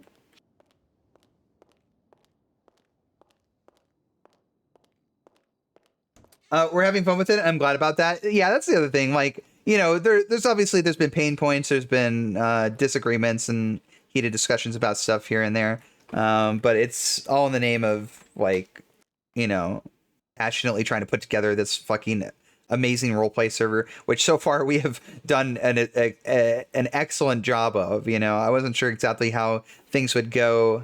Things were looking promising when people kept flooding in like before we launched. But you never know what can happen. And I mean, here we are. Saturday will be a month since we've launched. And it's just been fucking go, go, go. Like all these amazing role players, all these great stories, just so many things going on. And it just seems to keep getting better and better. So. Oop. Another phone call. This might be Delaney. Oh. Chief Justice Miranda Covington.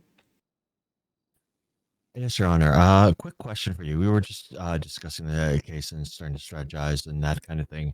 And it occurs to me the video poses a bit of a problem. Okay. More for you, and we're not exactly sure how you would like it handled. Okay. Because obviously you can't watch the video beforehand. Sure. And it's 2 hours long, right? So having you postpone judgment while you sit and watch the video is a lot to ask.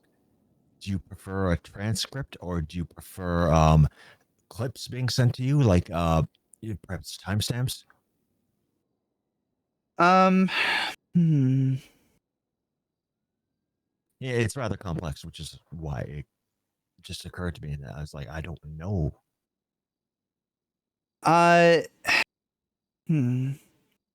Let me. There is a transcript. If you watch the video, you can see a transcript, but the problem is it doesn't have the speakers. I see. Let me think on it a little bit because I think realistically the onus would be on the prosecution to supply some sort of shorter version or at the very least key points that they wish to be submitted. If that's the case, those key points would also need to be made aware to you, of course, on the defense side. Of course. Yes, I'm going to reach out to Miss Dark and see what we can arrange on that. And because realistically, you're right. Watching a 2-hour video for a deliberation, especially when I'm sure probably half of it, probably more, is not relevant. Right. Would be a colossal waste of time. So I appreciate you bringing this to my attention, though. That is a very, very good point.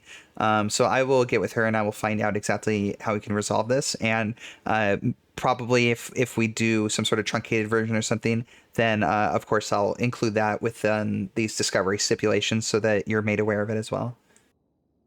Of course, we were going to take the onus on ourselves, but Discover is closed, and it's a complicated matter. It is. I think realistically, the onus should definitely be on whoever submits the evidence to make sure that it's tight and just sticks to the relevant points that they're trying to highlight.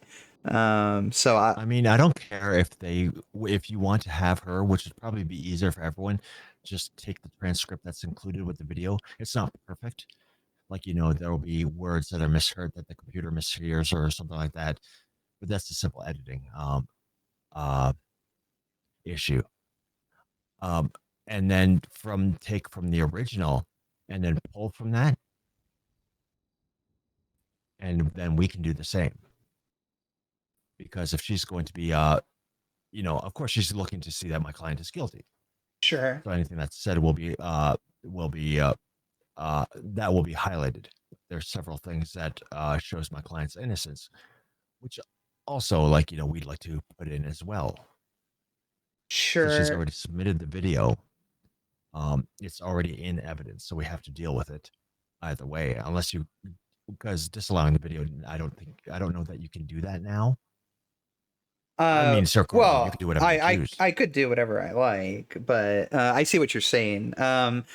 I do. Let me ask you, because realistically, if I made some sort of mandate moving forward that, hey, if you're going to submit video evidence, trim it down, keep it to relevant points, and all of that, that could create a situation where in the future prosecution submits a few clips of video that are cherry picked, and then that's all you have in terms of rebutting on your defense. Do you see that would create a possible issue for you as well? agree with you. I agree with you completely. I've never been a giant fan of video evidence in court. Sure. Because it gets complicated. And also, not every citizen or every officer has the ability to create video. Of course. But this is where we're at now. It's here now. You can change it later if you see fit.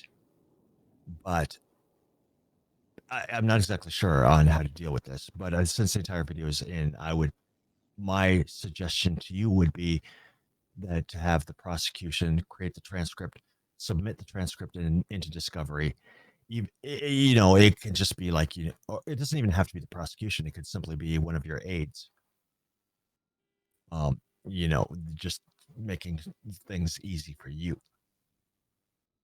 And then we can either side can cherry pick from that document that is already produced by your people. Let me take a look, because how simple would it be for them to extract the transcript from this video? I mean, we have it extracted already, but we have to edit it to include in who said what, because it's just kind of like, timestamps. This was said. This timestamp. This was said. Doesn't say by whom, and some of them are slightly incorrect, like a mispronunciation of a word or something of the like. I see. Okay, I see how you're obtaining this. Okay. My only concern is that if this isn't something that the prosecution could handle within this short period of reopening a discovery, I don't think it's necessarily fair to then impose this restriction and then say you have to have this done by such a short deadline. So if I did do this, I would require opening up discovery for a little bit longer and giving you both ample time to highlight the portions of the video that you deem necessary. I don't want to put any undue stress on either party to do this as within just a couple of hours or something like that. Right. That's another challenge that I'm not 100% sure on how to deal with. Okay, let me think on it a little bit. I really appreciate you bringing it to my attention, because this is definitely an important point. I'm going to think on it a little bit, how to best move forward with it, and then I'll make sure that everyone is aware. Okay. For you in the meantime, I don't think it would hurt for you to get your transcript and highlight the things that you wish to highlight, if that's how you'd like to move forward. Because what I will say is that at the end of the day, whether we watch a full 2-hour video or we truncate this in some way, you'll probably want that regardless. Yeah, 100%. That's what we were going over, kind of talking about our questioning the officers, and then it occurred to us, like, are you even going to have time to watch the video? Then the thought process went, well, you can't watch the video before the trial, so it has to be after the trial. Otherwise, you walk in with bias. Right, exactly. And I mean, if I must, I will put us in recess and I will watch the full 2 hours if that's what it takes. But if we can, and if that's what it takes for this specific instance, then that's what I'll do. But at the very least, I'll see how we can maybe modify it for this trial. I mean, if you want to meet with forward. both sides to kind of discuss how we move forward with this, we're more than willing to talk to it, because this is a bigger issue. Like, this isn't just Mr. Love, although not to negate, like, to say Mr. Love isn't important, but this is for the DOJ as a whole moving forward. I agree with that. Here's what I'll do. I'm going to reach out to Miss Stark. Since you and I had this one-on-one conversation, I'll allow her the same same courtesy. And then I think before we discuss anything final, we'll have a brief meeting with everyone involved. Okay, sounds good. All right. Thank you again, Mr. Dusselez. I really appreciate that. Not a problem. Thank All you right. very much, Your Honor. Of course. Have a great day. Okay. That is a very good point that he brought up to me. I haven't watched this. When he brought up the corpus delicti thing, I was like, well, surely in like the video there's got to be some sort of like confession or something, right? Which he said that wasn't even necessarily the case. So I've been trying to avoid like looking at all this evidence as best I can, but I really didn't it didn't occur to me to even check to see like the length of the video and like how that might impact things. So again, Schwartz being an absolute fucking hero and bringing things to my attention that I may have overlooked. So I guess I have to decide exactly how I want to go about handling that, because I will sit down and watch the full 2-hour video. I simply will. But I think there does need to be, because, okay, so here's what I'm thinking, okay? If you have video evidence for something, it needs to be non-cherry picked. It needs to be redacted. It needs to be non-truncated. It needs to be a full continuous, like piece of evidence. And then I think from there, the prosecution and the defense would both be afforded the opportunity to pick from the evidence, highlight from the evidence what they want, and then submit those highlights as part of discovery. So then we have like a full context video, and then we have the cherry-picked pieces that they wish to highlight, and then both sides can reference all of that. I think that's probably going to be the best way we handle it moving forward. Now, for right now, this particular case, I have to decide how I want to handle this. Hopefully Delaney calls me back. If she does, then I want to discuss this with her. Slips drunkenly into the chat. You're only a little bit sloshed. You had to really like it when it comes to say hi. Hi. It was good to see Mikey, even if it was just briefly. I liked our conversation. You're always bringing the great RP, Astro. I always appreciate talking to you. Heck, Mikey, that's just Flower. Don't mind Flower. Flower is just like that. She doesn't like anybody.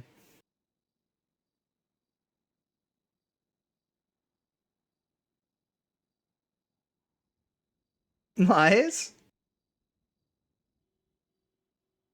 Me, RP? Nah, I'm a self-insert grinder.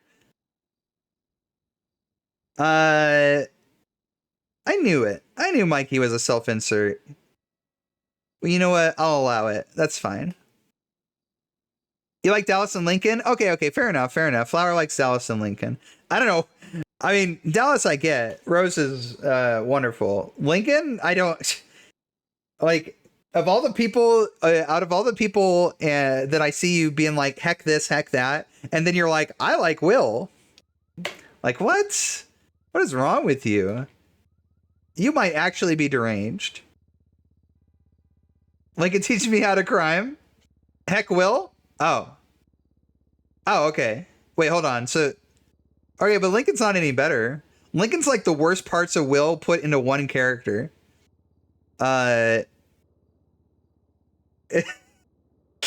It's like a turd put into a paper bag, and then all of Will's worst aspects shoved in the bag, and then lit on fire, and then tossed on your doorstep.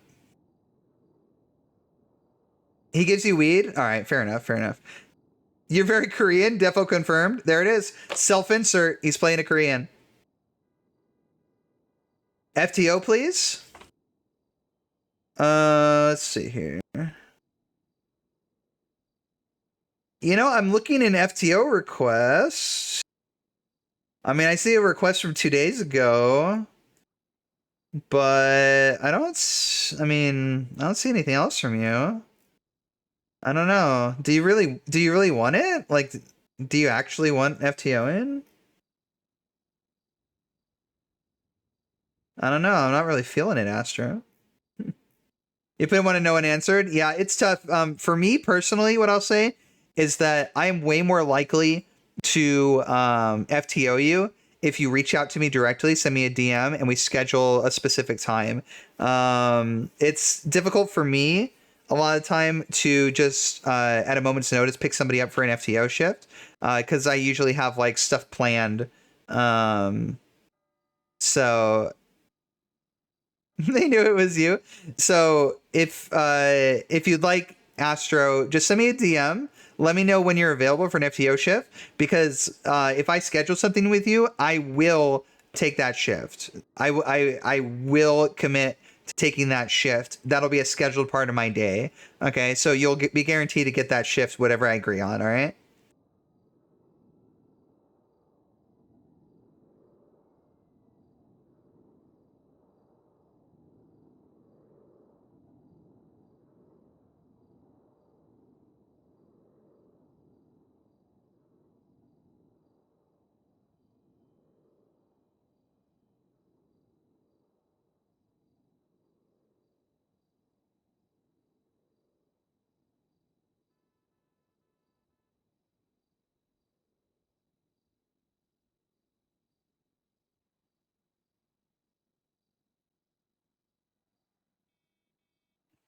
I'm an OG.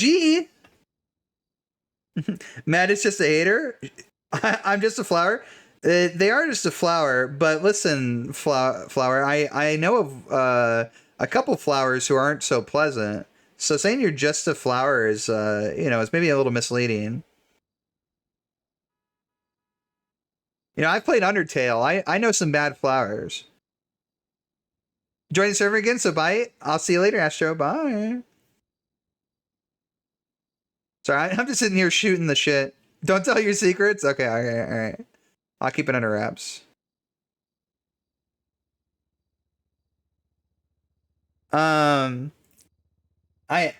just fucking talking and talking and talking. Floyd's innocent. Innocent? Is that what you think? Undertale was a great game, by the way. I haven't played Deltarune. Have you played Deltarune? It was all Chara's fault? Well, that's true, I guess. Yeah, that's true.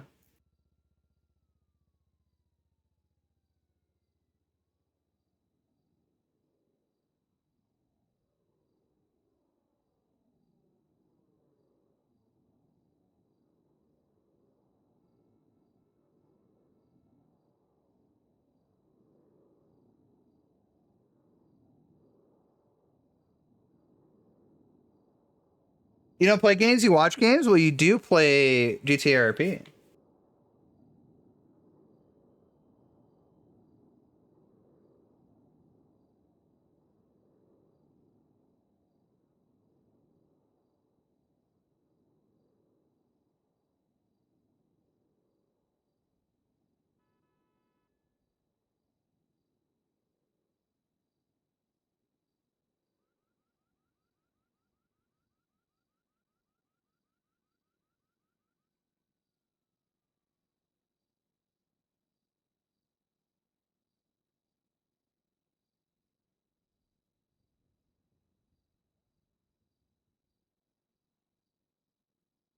You don't RP? Are you just a self-insert too? For all streams I've seen, the community is amazing. Everyone does an amazing job. I agree with that. We we recruited like the fucking best of the best. Like everybody's so freaking awesome. Harper's your self-insert?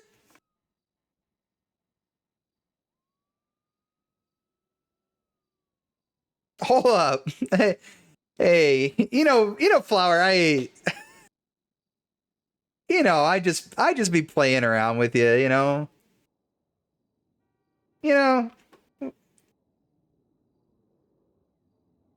it's, yeah, we just mess around. We like to have fun,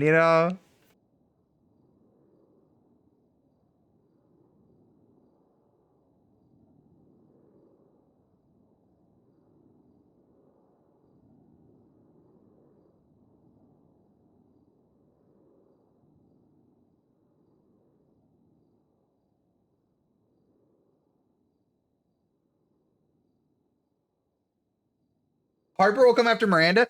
God, I hope so. God, I want somebody like the stuff that Sierra's doing with Carter is so great. Like, even though it's fairly like low stakes, like somebody like just like intentionally coming after the Chief Justice is so great. Like consequences will probably be somewhat severe depending on the crimes, but I like the idea of people not being afraid to like fucking go after the Chief Justice.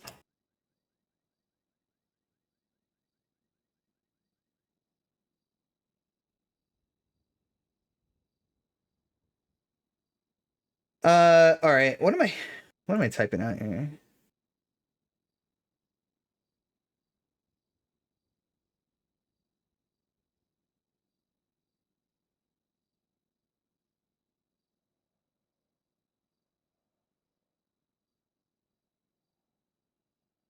Like Harper cares about the consequences.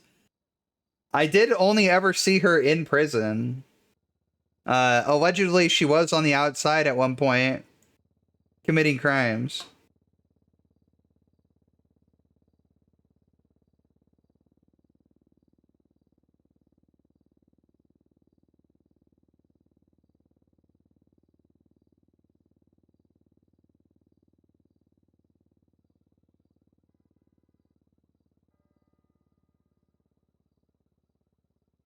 Parole for good behavior. I guess if it's good for RP.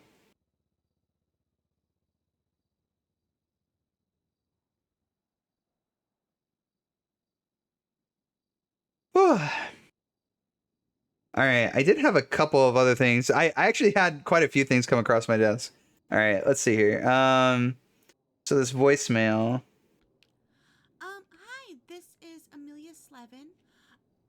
I was just hoping, since you are the Chief Justice, if you would happen to know how I can contact the medical board, I would like to report a doctor for unethical behavior.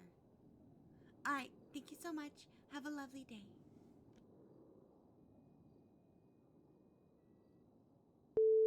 Your call has been forwarded to All right. So Emma wants to file a complaint with the medical board. We don't really have a medical board right now, but I do have a complaint form that she can put in. But I'll wait until I can actually reach Emma. All right. The next thing that I had was I had a subpenis.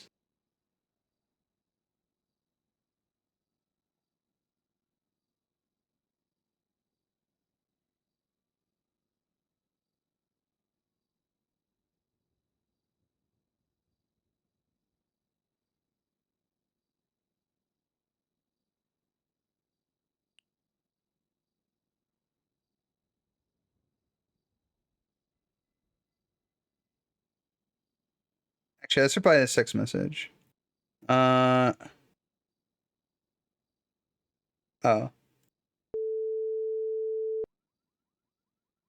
Hello. Hi, Delaney. Hi. Oh, sorry. Hello. Okay. I received your communication regarding the subpoena. Would you have time to come down and speak with me about it? I can come down and speak. Okay. I'll be in my chambers. All right, I'll be there in a minute. All right. Bye bye. Okay. So here's my concern. She's submitting a subpoena for phone records because she feels she believes that Mel is violating her restraining order. The thing is, though, is that the restraining order is against her boyfriend, and as far as I'm aware, for no contact orders, the person who is the hang on, chat.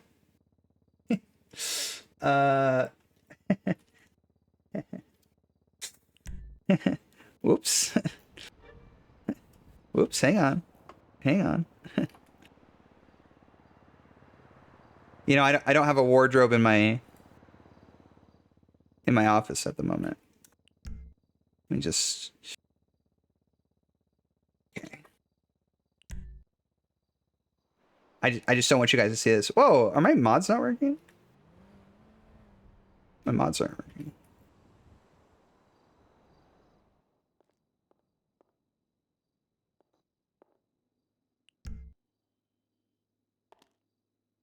Okay. I think everything's unlocked. As far as I'm aware, for no contact orders, the person who submits the restraining order, they are not obligated to refrain from contacting the person they made the order against. So the person they made the order against is legally required to follow the stipulations of the no contact order, but it doesn't work the other way around. It doesn't go both ways. I'm pretty sure that is the case.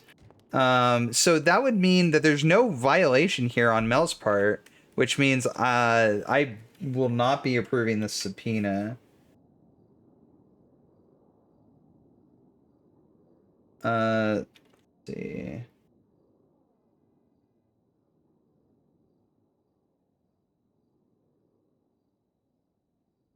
Um,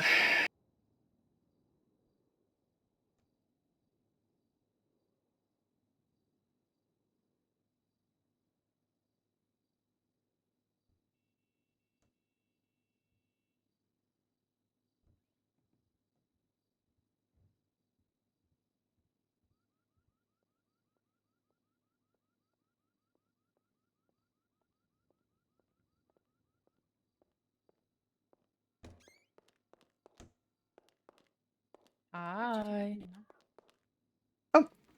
hello, ladies. Hey. Hello. All right. Sorry,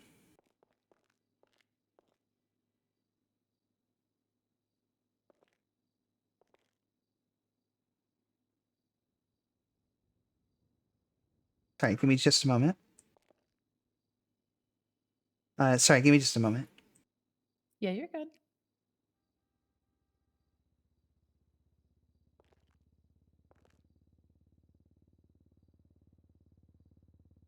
Let's see. Here's the restraining order.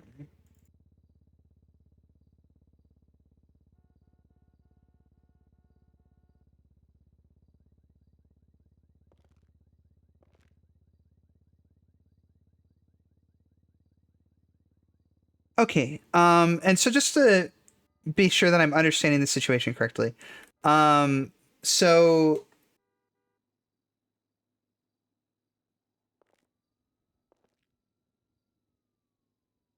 uh so Miss Freeman has a has a no contact order with Joshua Burton. So the stipulations appear to be that Mr. Burton is not to it's a no contact order for contacting Miss Freeman. Is that correct? Correct. It's indicated in the restraining order that neither parties shall contact each other. Just we enter into that clause so that she can't contact him and almost like force him to break the contact rule, and he gets in trouble for it. So in theory, both of them have broken it, but because she initiated in contact with him willingly, she's broken it herself. Okay.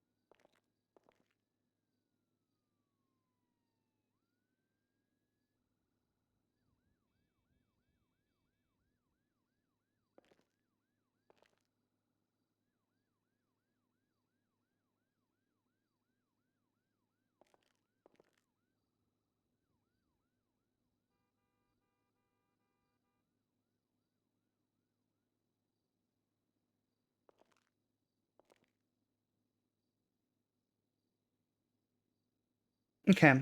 Here's my issue with this. I don't have a restraining order listing Mr. Burton as a protected person for Miss Freeman.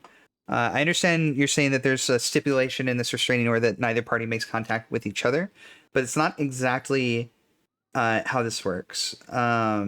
This restraining order is specifically for Miss Freeman to be a protected person from contact from Mr. Burton. Now, what I will say is that I'm assuming. Well, I mean, you tell me. You're looking for text messages to prove that she's initiated contact with him. To what end does this serve? Because Miss Freeman, there would be no legal ramifications for her for this violation.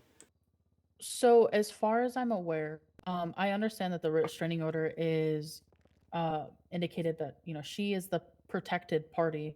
However, due to the signification of the restraining order, which states that the hold on, sorry.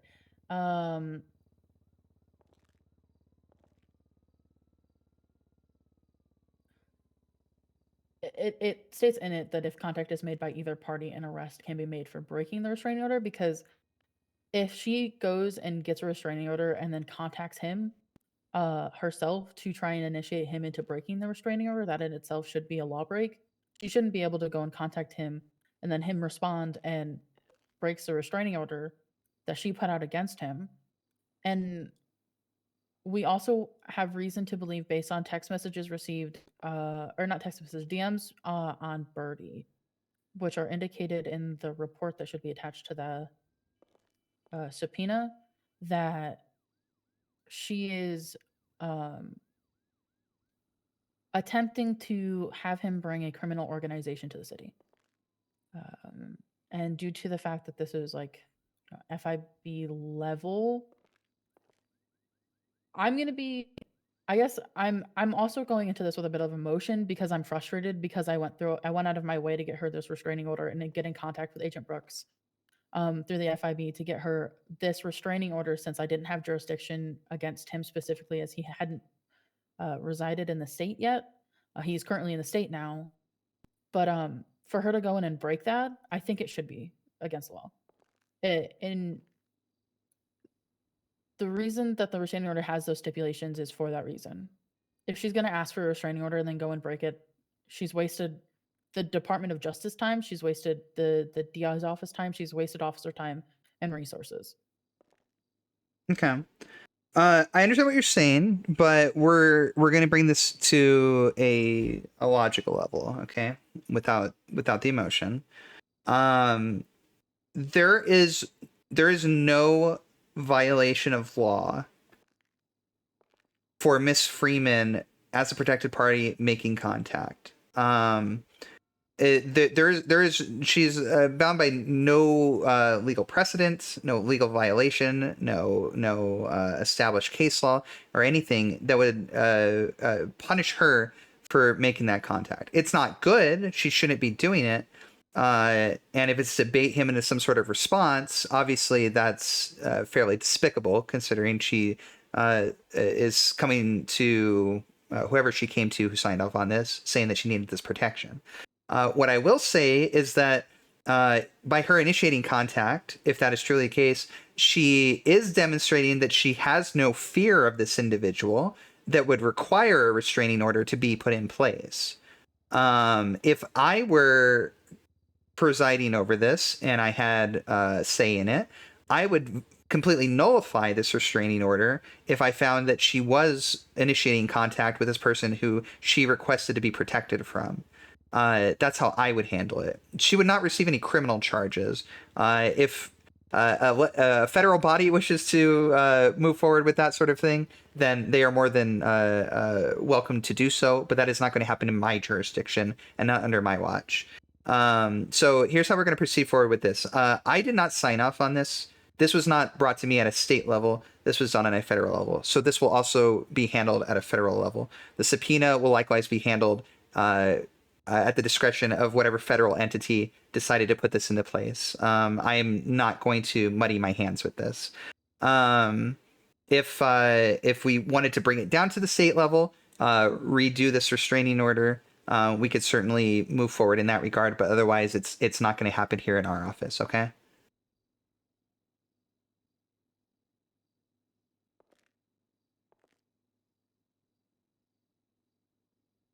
Sorry, 1 second. I just wanted to look. That's something okay. Over. I apologize. Yeah, take your time. That's how we're gonna do it. I told them that this is a restraining order. I should be signing off on this. If you guys are gonna do it externally and do this like federal FIB thing, then don't then come to me and be like, oh, we need to do a subpoena. Oh, we need to press charges and all that. It's not gonna happen. It's not gonna work that way. Like if you guys are gonna like do this on a quote unquote federal level and not have my office involved in it, then my office just isn't going to be involved in it. That's just how it works. Like I'm not going to conduct things that way. It's not really fair to Pepper, to Melody, to like for me to step in and be like, okay, well now we're going to charge you because you made this violation or whatever. If that's what she wants, then by all means, but it needs to be handled on a different level. That can't be handled. This can't be established federally and then brought down to me and saying, okay, now you enforce it. It's not going to work that way. It's not really fair to me or my role play either. If they wanted to conduct this at the state level and like with my office and everything, we could have moved forward and done that. But for whatever reason, they took a ticket on this and they just went with like this FIB route and didn't involve the DOJ at all. So the DOJ is just not going to be involved. Okay. So the subpoena in itself, we are looking to see if she's possibly conducted in conspiracy of a crime through further text messages. Because as indicated in her posts or her messages on Birdie with JB, who we have reasonable suspicion to believe is Joshua Burton. Sorry. 1 second. Hey, that's okay. I'm in a meeting with the judge. I'll call you back. Sorry, the sheriff was calling me. That's okay. She indicates that he could move his criminal activities, which we have indicated by the FIB is some pretty serious stuff that it is to deal with bombs and high power weaponry to the state because she doesn't want to leave and he's going to force her to leave. And we just wanted to see if there's any further communication via text messages instead of over just Birdie. I agree with you though on the active. I will get in contact with the FIB and see if they would like to nullify the restraining order. Just let them know what's going on. Yeah, and I mean, if there was some prior in agreement for charges to be pressed or anything like that, that's entirely up to how they want to handle that at that level. But it's not something that I can, in good conscience, given precedent in terms of no contact orders and such, enforce at the level of the DOJ here at the state level. So these messages that were submitted with the subpoena, where do these originate from? How did you get your hands on these? So hold on. Was the report linked into the subpoena? I had struggle opening it. Let me see here. This is 62 and 60.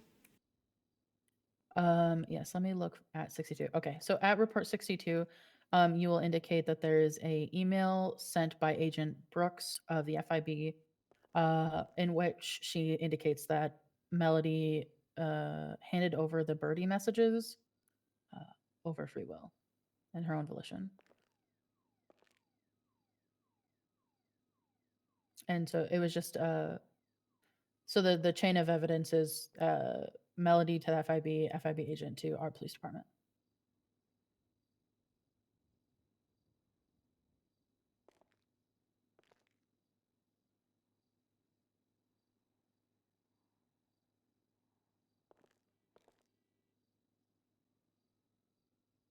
Yeah, I'm like, right, scheme fund.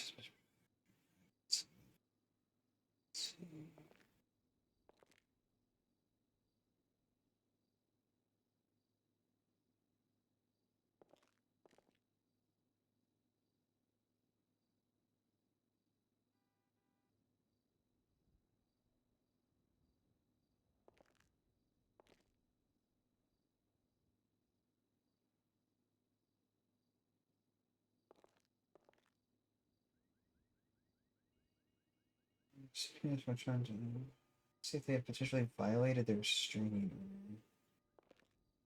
Okay, here's what I will say. I'm going to need you to resubmit this request. The request is very specifically tailored to this idea that they have violated the restraining order, and this is why you need this information.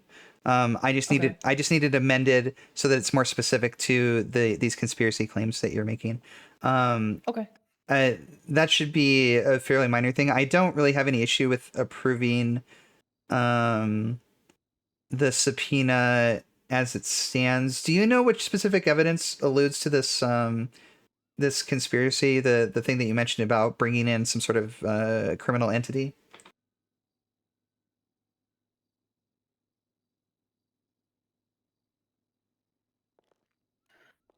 Hold on, let me go through. There's like a million text messages. There's a few here. I'm just I'm having trouble finding that.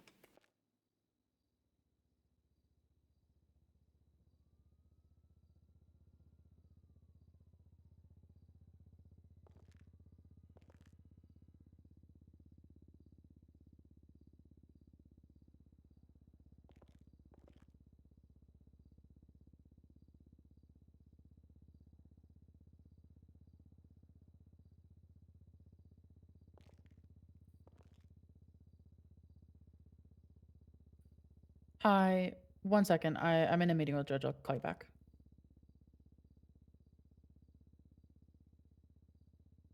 Yeah, I'll call you back in just a minute. Okay.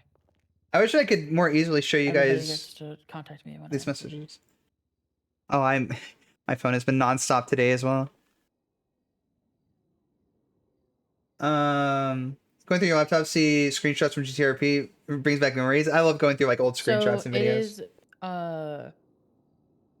in I don't know how to explain this one to you, like the specific image, but sorry, I do have these listed as exhibits in the subpoena.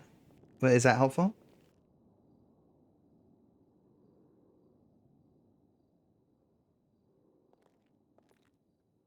possibly. Hold on.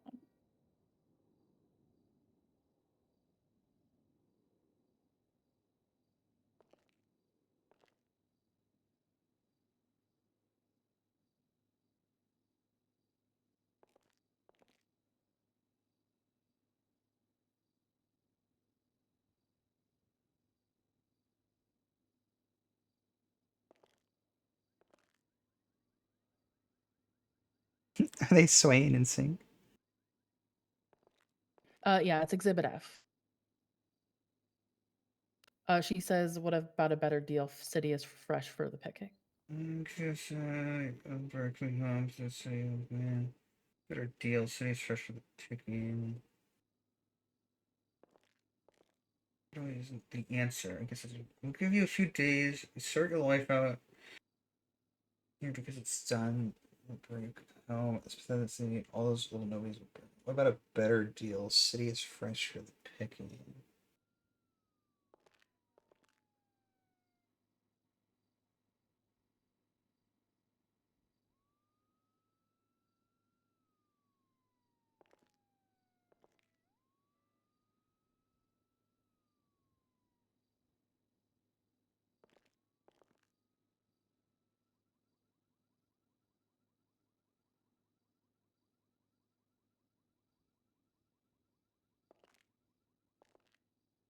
It's so hard to tell. What do you know what the date is of this particular message? We do not know the date, unfortunately. It's hard to indicate when the date was. That's also another reason we wanted text messages to see. This was given to us on the 13th of this month. So based on the timestamps, I'm going to have to assume this happened on the 13th. But I can't be like fully aware. We also wanted text messages, so if there is communication, we can have clear timestamps. That's my only real issue, because I can't just give a wide range of access. Okay, what if we requested to subpoena the birdie messages first to get timestamps, and then requested text messages for those timestamps.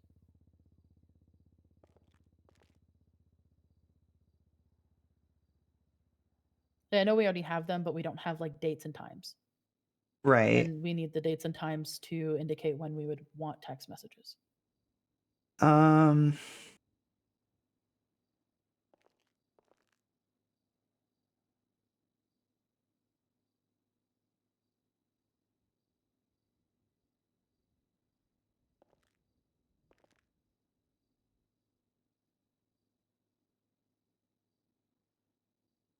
Sorry, give me just a moment.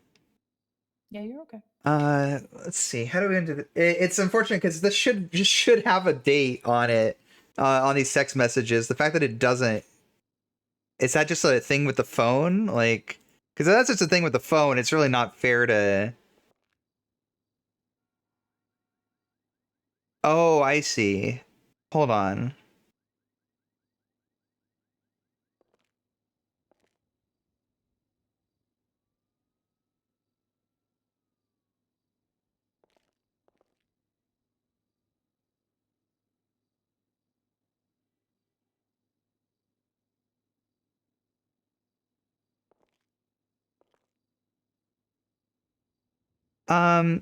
Okay, here is what I'm going to do.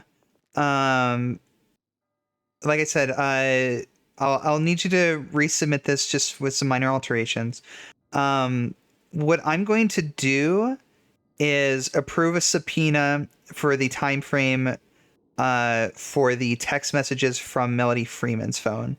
Since she already gave these up freely, I'm comfortable allowing such access.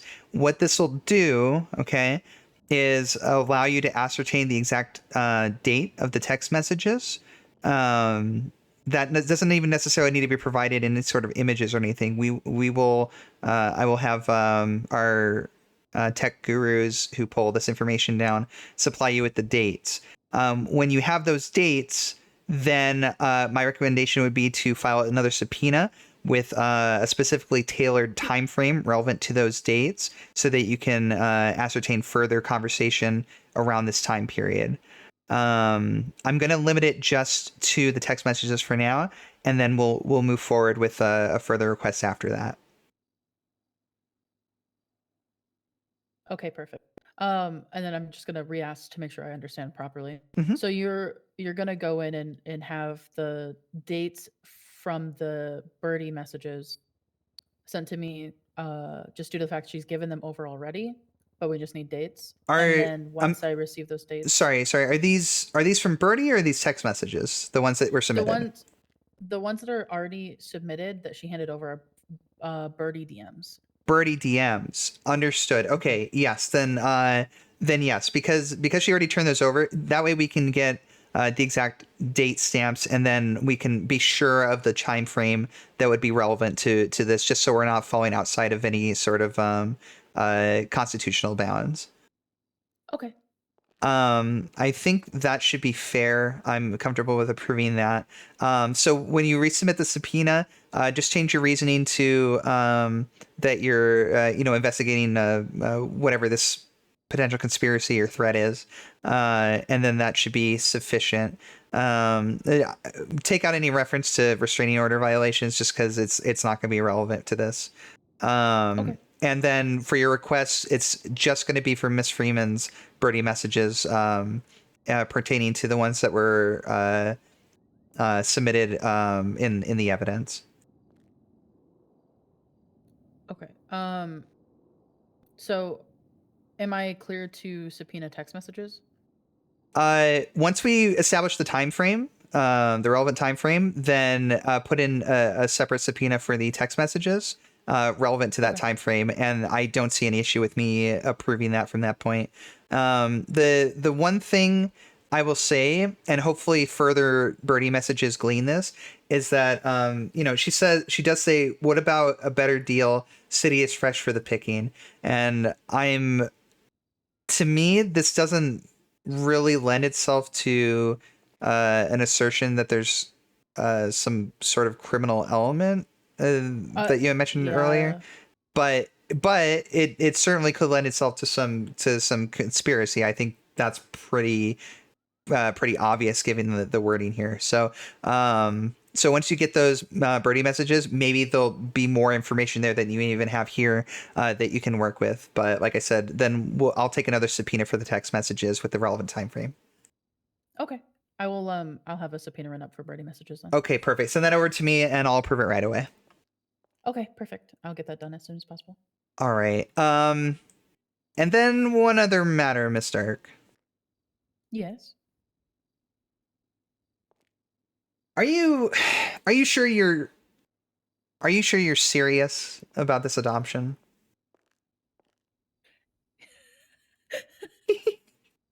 Yes, Your Honor. I am very serious about the adoption. Okay. I'm interested to hear your perspective of it, though. I'm always willing to learn more information or take your opinion. I take your opinion very highly. Well, all right.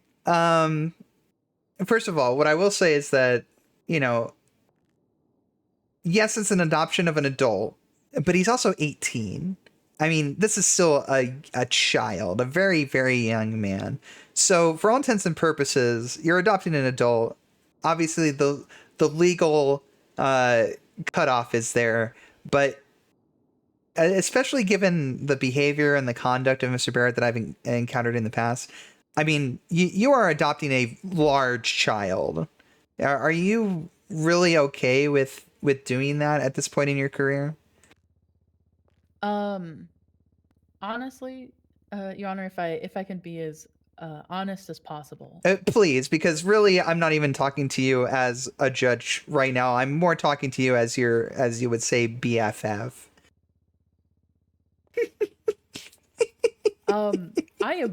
I am so aware of Link and his behavior, and I'm not one to care about a person. I'm not one to like love anybody. I don't usually have emotions towards those things.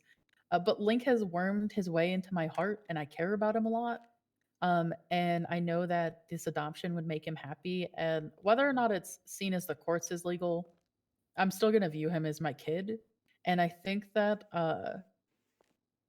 some guidance from somebody like myself is going to be pretty beneficial for him. And he's kind of funny, so I enjoy his company. And when he's around me, he doesn't get in trouble because he knows better. Oh my god, it's like rehab. That's a very good point. You are adopting him for purposes of rehabilitation. Yeah, I'm more or trying less. to fix him. He's broken. Okay.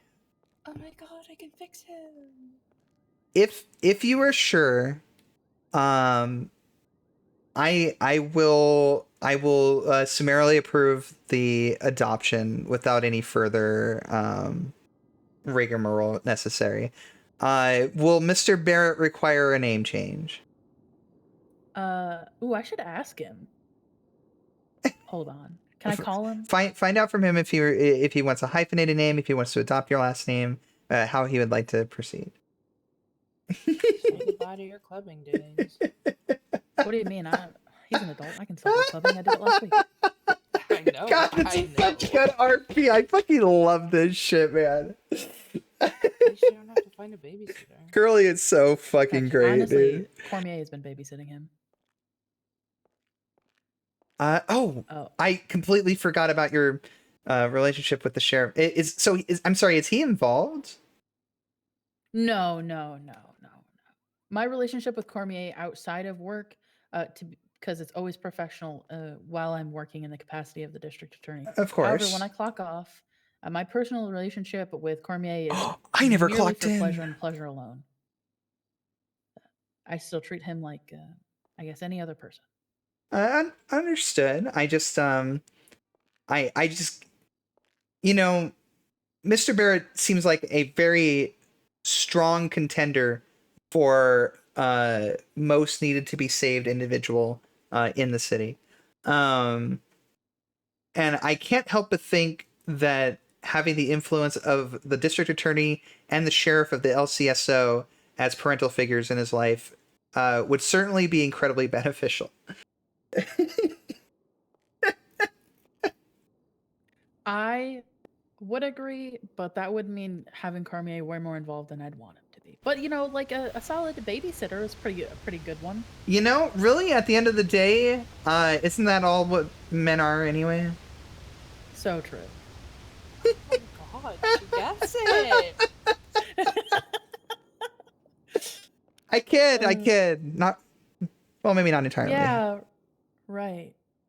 Um. just texted me, no, you take mine. Oh, No. oh well, now now that's Absolutely an not. offer.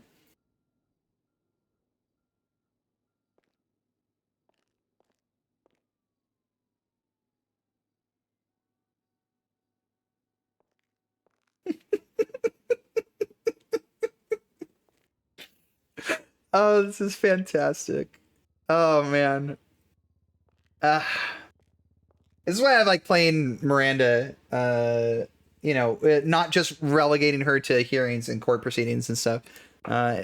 He says Delaney Barrett sounds better. Does it I'd rather though? call you DD than DB. Thank you. All right. He says that we don't have to change the last names. Okay. Well, always a possibility for the future if he wishes. Always a possibility. All right. Well, I will go ahead and sign off on this, and I give you a copy, and then you can present him with the good news however you wish. All right. I appreciate you. Of course. I have about, I think, 3 meetings to get with. One with Colby about evidence, so I've got to do that as soon as possible. Sure. Actually, oh, that was another thing. While I have you here. It was brought to my attention by Mr. Delslez. This interrogation video is 2 hours long.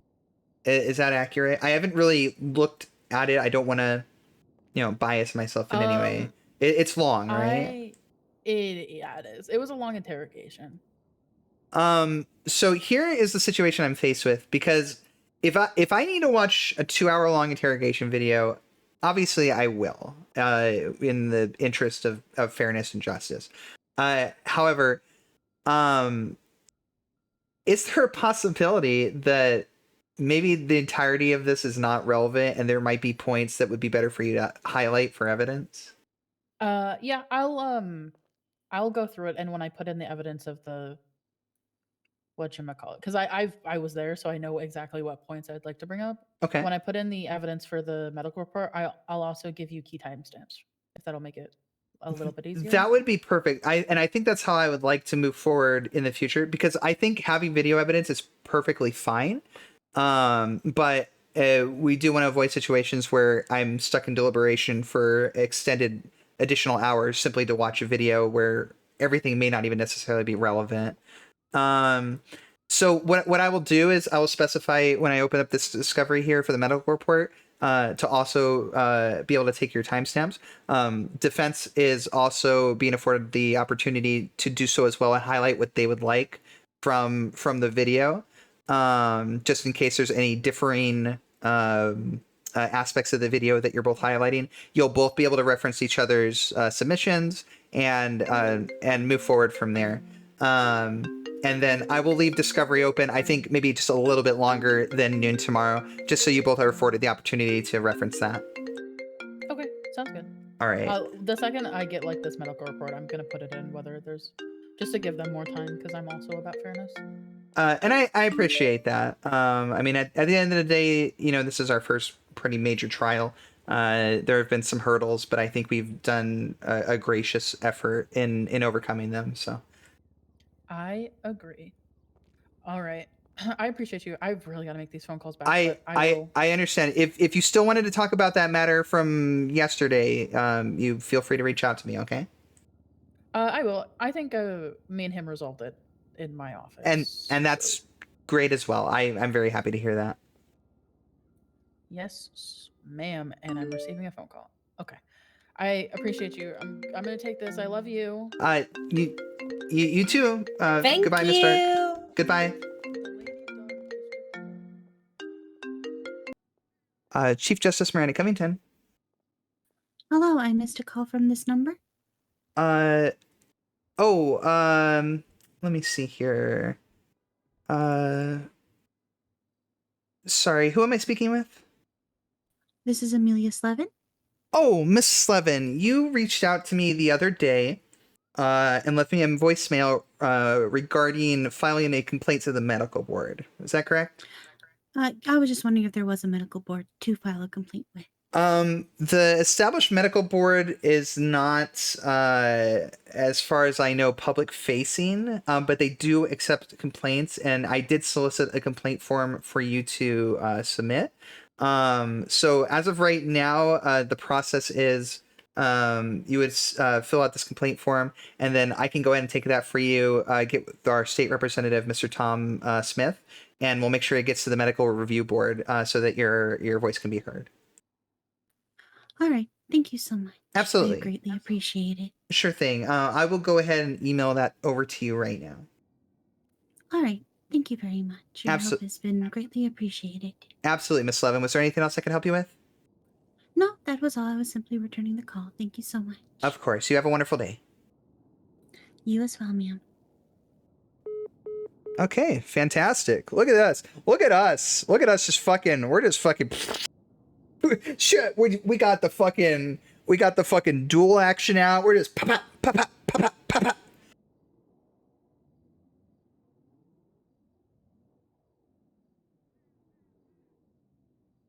All right. Damn, so much RP. I'm just literally just sitting here in my office. In fact, I have just been sitting here in my office. Okay, we need to go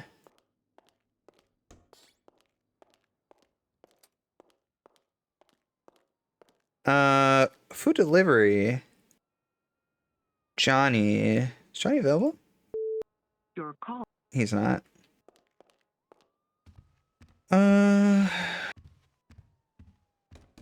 Okay. Food lover. Food.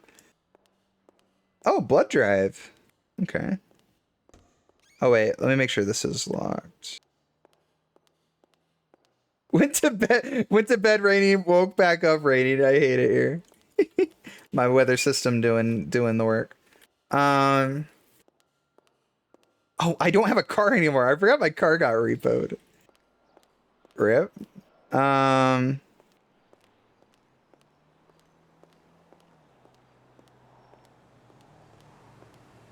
it's not raining anymore. It actually shifted to overcast. This is the cool thing about my weather system is that you know, it's not completely random. So like for rain, there's a chance that it'll keep raining, but there's also a chance it'll shift to overcast. And once it shifts to overcast, it's a rare chance for it to go back to rain again. So the rain is at this point essentially just over for the day.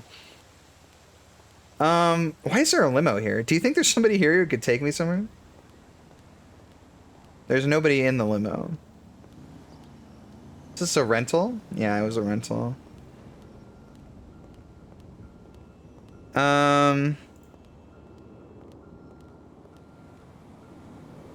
No taxi.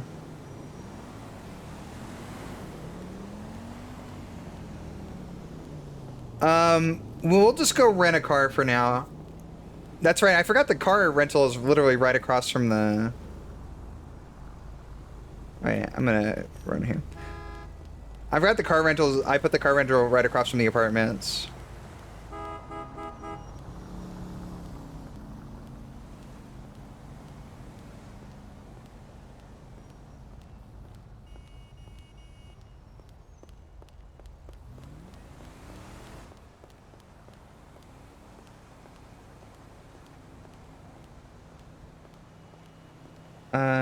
Do I have cash? I do have cash. Do it. What is this key? Oh, it doesn't say what. Asshole. No, we're not really supposed to talk about it. But if you make a large donation, I can tell you. All right. So Think about it. the plan: get a rental car, go get food. I guess we could work out of the office at the restaurant.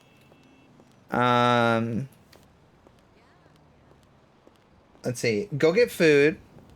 Then we are going to sign this adoption form. We are going to open up Discovery. Actually, let me tell Mr. Del Slez what's going on. Okay, hang on.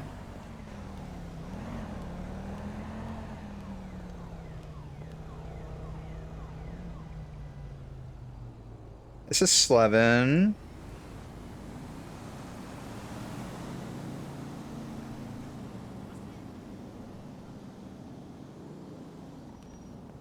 I think, was this? Was this still Slez?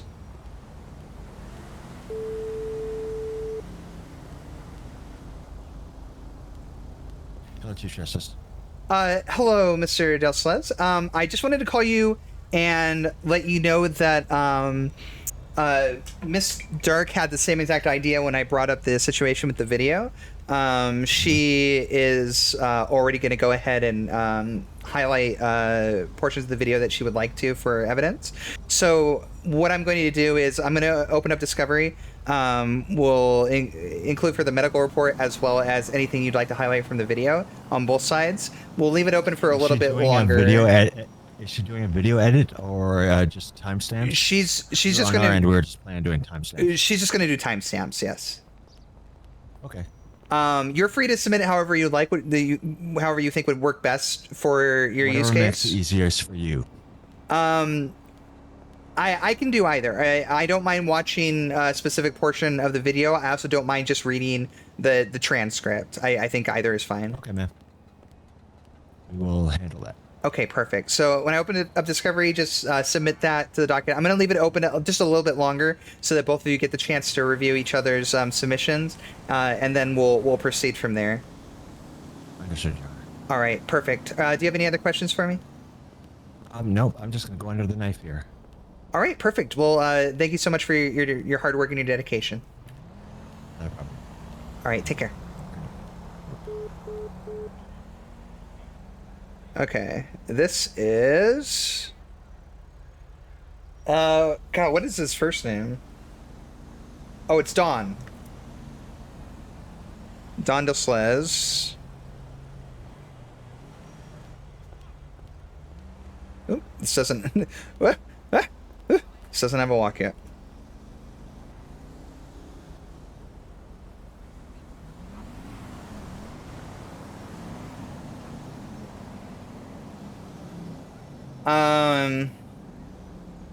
All right, so that's perfect. Both of them will submit that. That'll save me from having to watch the 2-hour-long video, which, like I said, I will do. In the interest of fairness and transparency and everything. I will be more than happy to do that. But we, if I don't have to, I would prefer it. Jaywalking? No. I went back to the sidewalk. We're fine. Everything's fine.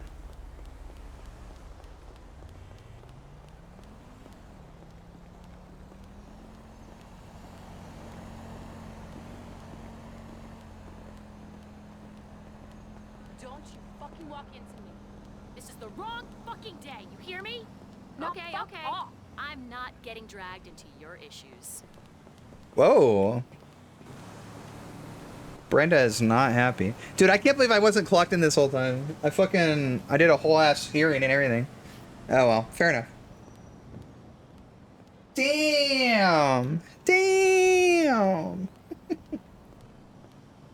Oh man.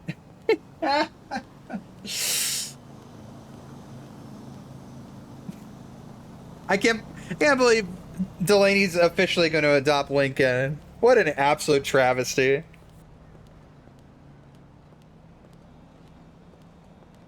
Locals always lovely combos. Yeah.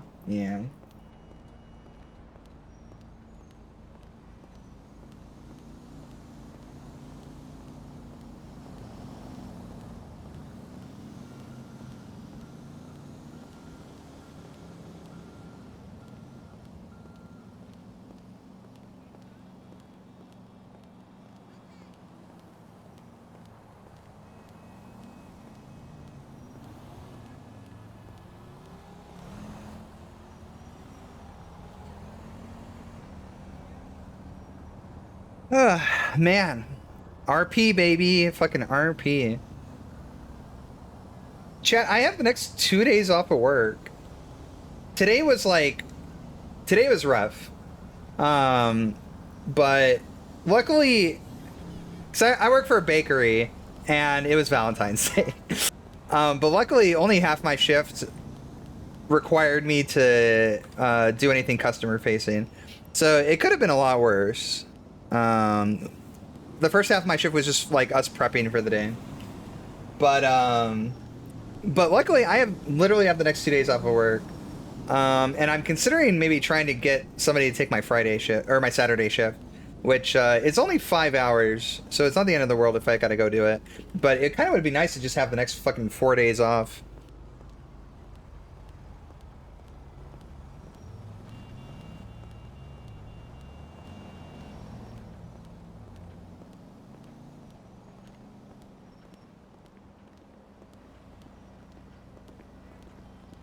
But yeah.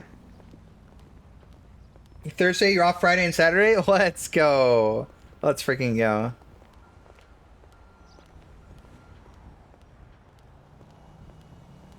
Whew, I'm excited. We're gonna get on. We're gonna freaking RP more. I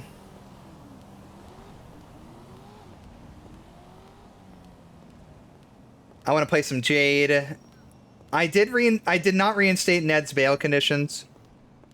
I thought about it, but there's really just no reason for me to do that.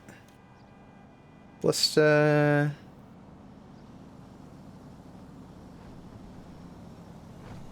Warner's nice.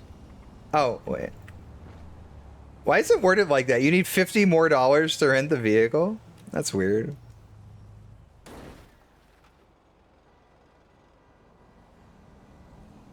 Okay.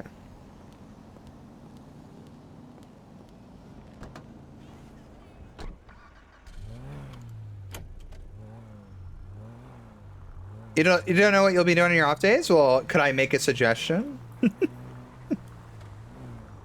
Damn, this is the thing. This is the car that started it all, chat. We rented a Warner. And we asked Neil Seal to return it. And it said he gave it to Carter. Who brought it back to Miranda. And demanded $30 for the service.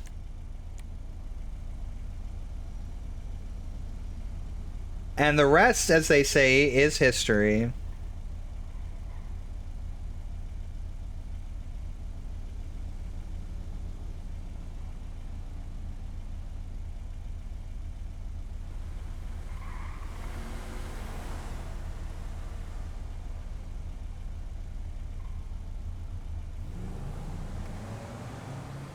Uwu Cafe.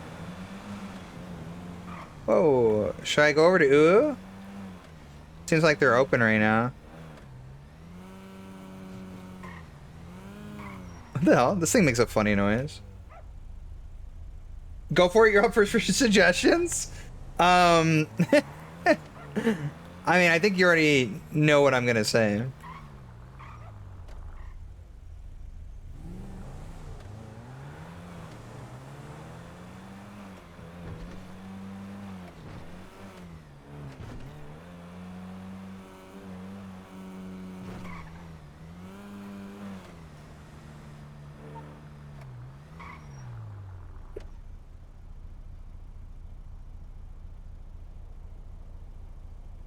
Hmm.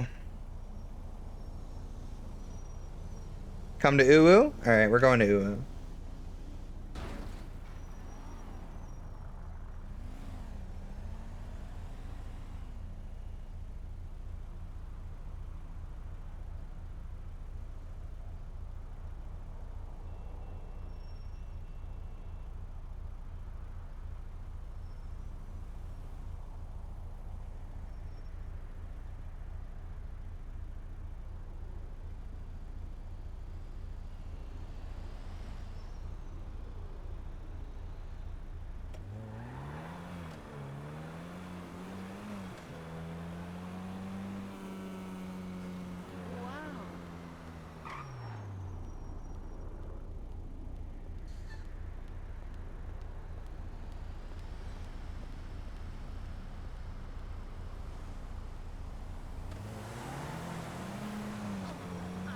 so smoked out last night. Wait, oh, you think? Yeah, I'm gonna say, hop on the server and come roleplay. Come roleplay.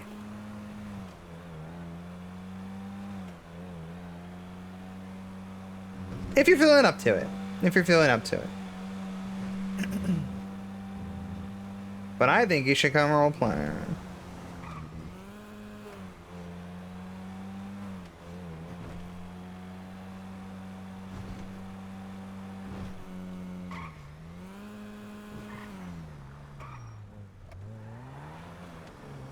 What the heck?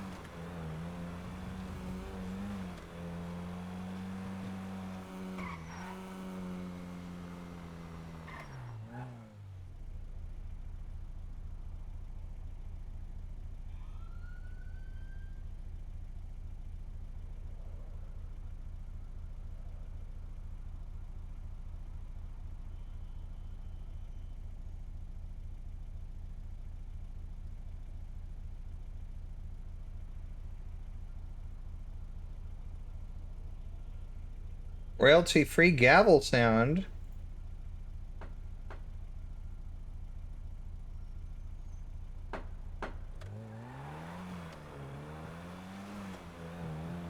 Okay, I like it. Sounds nice.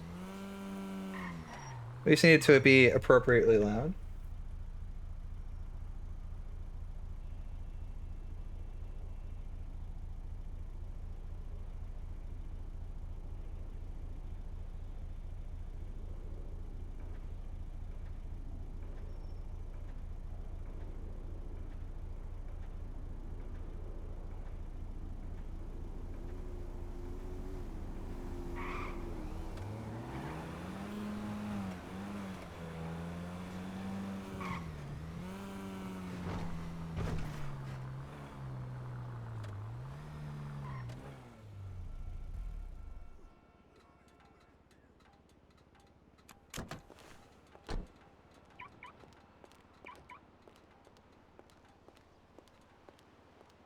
Party hardy was my suggestion.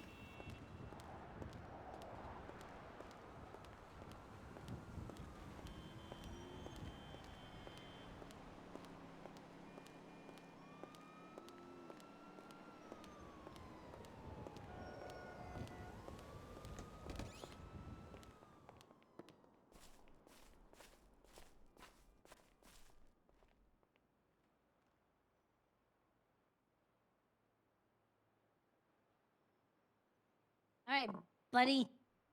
Just main dish and drink, right? Buddy. Yeah, basically. All right. You're looking at.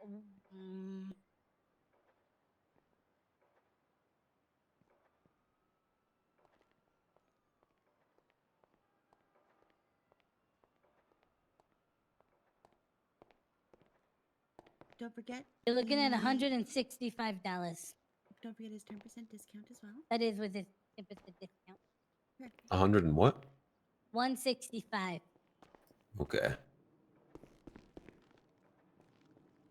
It's gonna be card. All right.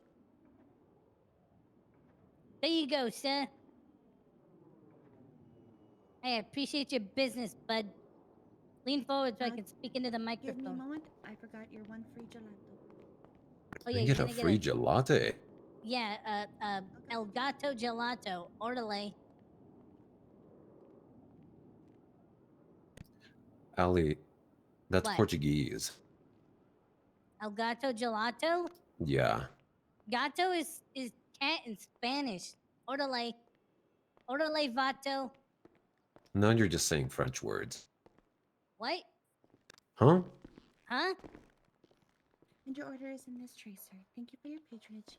Have a fantastic day. We look forward to serving you again. Yeah, have a fantastic day, sweet stuff. Holy shit, this is a lot. You asked for it, bud. Wait, you didn't give him donuts, right? Because he said main dish. He said main dish, yes. Okay. One of each of our Alright, main just making dishes. sure. Holy shit, this is. Hold on. Vanessa Carlton, how can I help you? Okay, I got it. Hello, Thank Miss you. Suave. You're welcome. How you doing? I'm well. Just hungry and looking for a nice meal. Well, welcome to the Ooh Woo Cafe, where we ooh your woo. Do you have anything in mind in particular? What you feeling? Ooh. May I recommend our katsu curry and our two additions, the katsu curry and the latte macchiato. I would, is there any? Yeah, that. That sounds wonderful. I could certainly do with a cup of coffee. A cup of coffee and food. Oh yes, the curry sounds great as well. The curry, so one curry and one cappuccino. Sorry, she had recommended the macchiato, so I Oh, the Lotto Macchiato. Okie dokie. And would you like one of each? yes, please. That should be fine. Oh my god, okay. So your total here should be added up shortly. She also gets a 10% discount. Well, I appreciate that. I'm playing around. I know you were about to say hop on the server. Yeah. All right, your total's gonna be $28. All right, perfect. I can pay for that with cash. Would you There you go. Oh, wait. I'm so sorry. Oh my god, she's trying to dine and dash. No. It's only a dine and dash. She already dined on the food. She has not.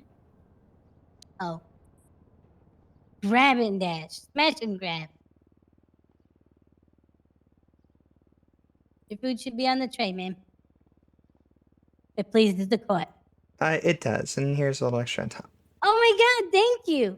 Here you go, your cut. No, it is your tip. We don't No, split no, tips. you got the food. You got the food. Is your car adequate? Do you need to be serviced, ma'am? No. I'm completely fine in that aspect at the moment. Well, I would be happy to service you. And hopefully you enjoy your one free Elgato Gelato. I appreciate there's it. an Elgato Gelato or delay. Thank you. I appreciate it. Yeah. We appreciate you. Well, thank you. I appreciate you appreciating me. Yeah. You know, your suit fits very well, you know. It is a very lovely lilac color. Yeah. That's the suit that says Swift Justice. You must have an amazing tailor to have such swift justice. Oh, they are very good. You know, a woman of my age sometimes has difficulty filling out clothing properly, so they've done a great job fitting things to me. It's the little thing in the middle. What are those called? Kind of the girdle. Yes. That is a waist cincher, not a girdle. Girdles are worn under the clothing. That's well, correct. I mean, outer girdle. I suppose in a way. Yeah, really keeps you tight. It serves a similar purpose, just meant to keep things in that otherwise wouldn't necessarily stay in. Well, I mean, our young bodies do that for us. That's right. I'm not so young anymore, so. Allie, you're being rude. I'm not okay. I'm sorry. Thank you for choosing Uwu. And thank you so much. What are you getting into, ma'am? Well, I have some paperwork and such to do. If you don't mind me spending some time here, I would like to just sit down and get that done. Absolutely. We have a wonderful fireplace lounge. Surely the cats will get here eventually. They're still at the vet. They had the kennel cough. Copy. Have a good night. Oh, there's supposed to be cats here. Well, it's a cat cafe. It's a cat cafe. Oh, okay. I'm sorry, I've never really heard of such a thing. I see. So it's a cafe that houses cats. Well, yeah, we take care of the cats, but they live here and then they get adopted out. Don't shop, adopt. Oh, is that right? Oh, that's wonderful. Yeah. Yes. We don't handle the adoption. We're just the food service. No, There's we like handle it. We just find them. We get animals from kill shelters. Well, I think that's Yeah. great. Do you ever have any concerns about, folks being allergic or? Actually, the reason why they are currently at the vet is not because of kennel cough. It is because they are being put on a new diet consisting of eggs from chickens that have been raised around cats to help lower the chances of someone who's allergic to a protein in the cat stander from having a reaction. Yeah. Oh. Kennel cough. Oh, okay. Okay. Oh, well, I mean that's great. Well, I think that's wonderful. Hopefully they arrive soon. Fingers crossed. All right. Well, I won't hold Or up delay. any more of your time. Thank you very much, ladies. Yeah, no problem. Hello, gentlemen. Lord Mayor. Core mayor. All right. Oh.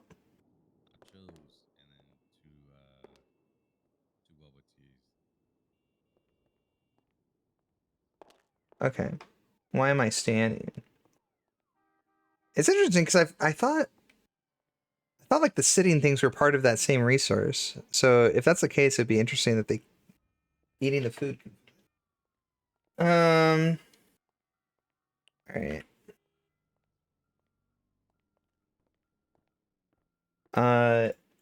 I take it they took care of Mr. Cho's warrant. I think it's funny that I feel compelled to call him Mr. Cho when I'm playing Miranda, even if I'm talking out of character. All right.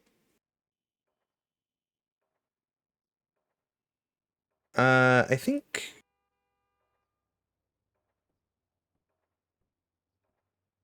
DA1, PL1. This is cool. I love seeing like all these names in here.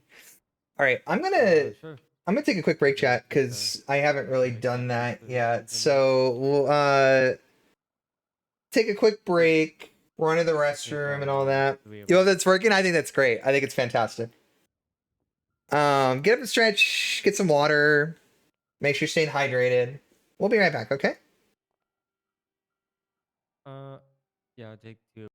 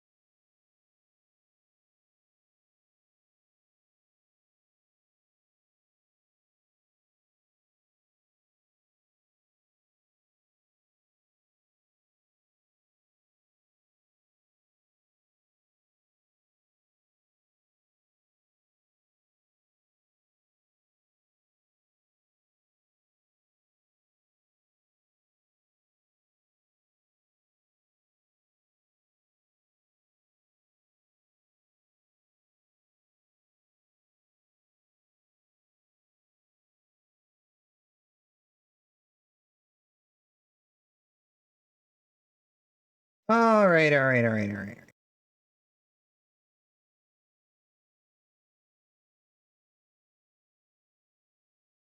What up, chat? Who else here? Yes, it has been superb. It's Dallas, Christian, I think his name is. To turn a small Who is profit this by guy? no longer reinvesting my own money. Nice. That's good to hear. That's good to hear. Yes, it has become quite self-sufficient at this point. All and right. that makes me Make sure you don't keep these proud of stacked, the hard but work I have put into this place. you've got neon shows, Yeah, you your really boba have put a lot of kitty, work. and 1 free Elgato gelato. Or delay. Oh shit! Hell yeah! Make sure you don't. Thank Make you. sure you don't stack them in your pockets, or they're gonna get squished together. What's your names? What are you, a fed? No, I just wanted to thank My you name is properly. Amelia Slevin, but everyone has taken to calling me Emma. Thank you, Emma. And My name is Stephanie Fedamine. thank you, Stephanie. My name's Ollie. Nice to That's meet a throwback reference. Nice to meet you, Ollie. you. Have a good day. Yeah, you have a good one You too, as bud. well. Thank you for your patronage. Have a fantastic day. All right, you too. It's amazing. Thank you so much. All right, dinner. I don't like people asking me my name. It's too personal.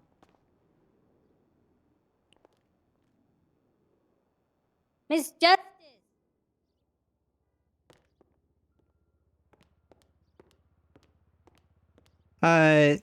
Yes, Miss Suave?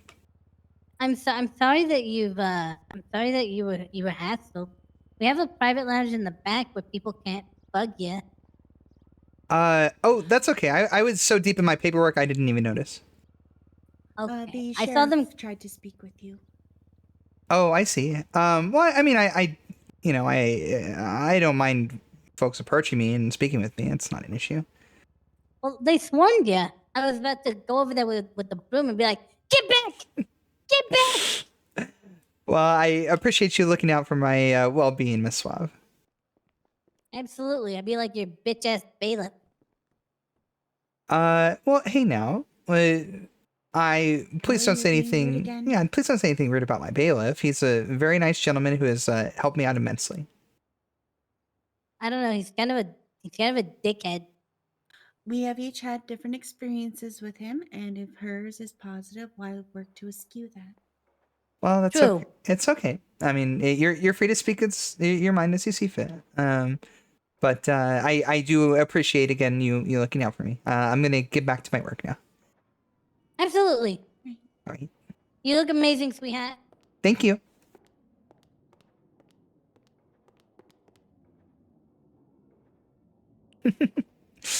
um.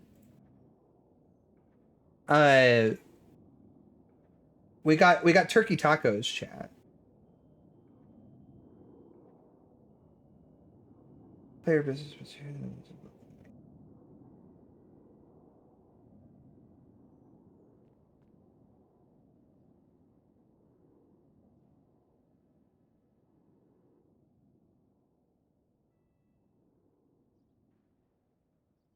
Oh yeah, where's the new haze? Where'd you guys set that up?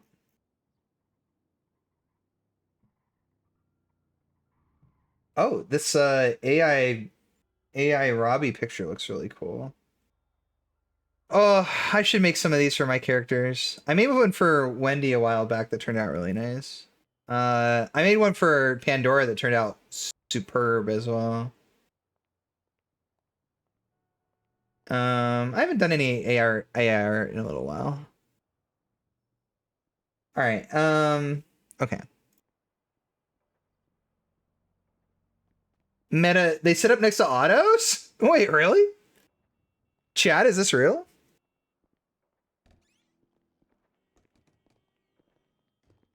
I feel bad that they tried to come over and talk to me while I was AFK, but what can you do?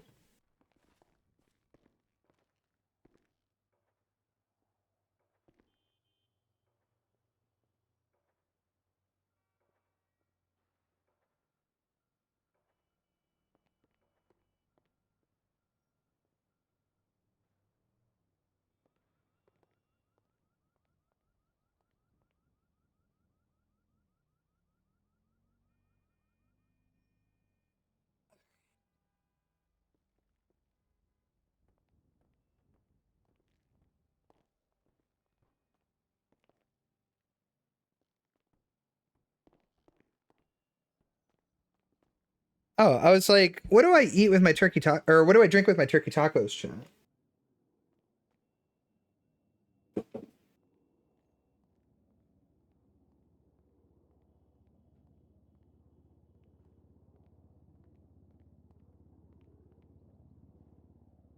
Yeah.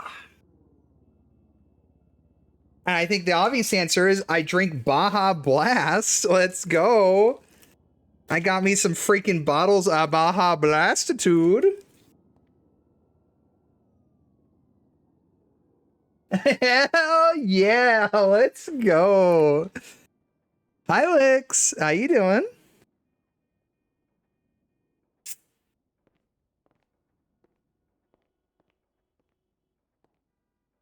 What goes better with tacos than Baja Blast?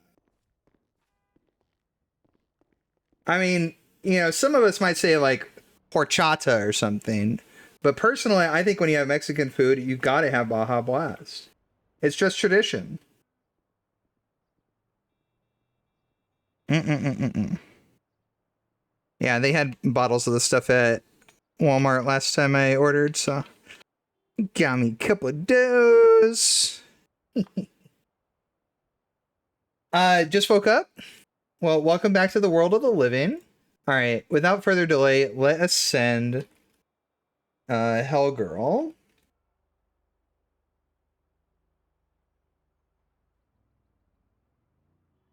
this form.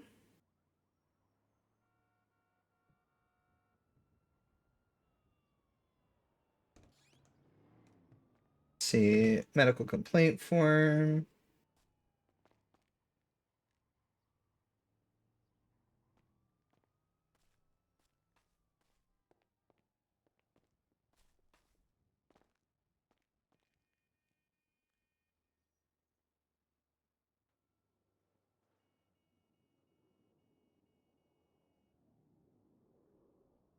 Please find attached the official complaint form.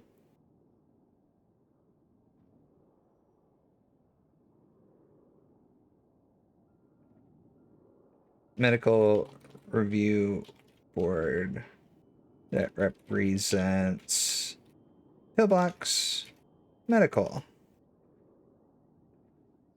Once filled out, feel free to return to me and I will ensure it reaches the proper destination. Yours truly, Chief Justice Miranda Covington.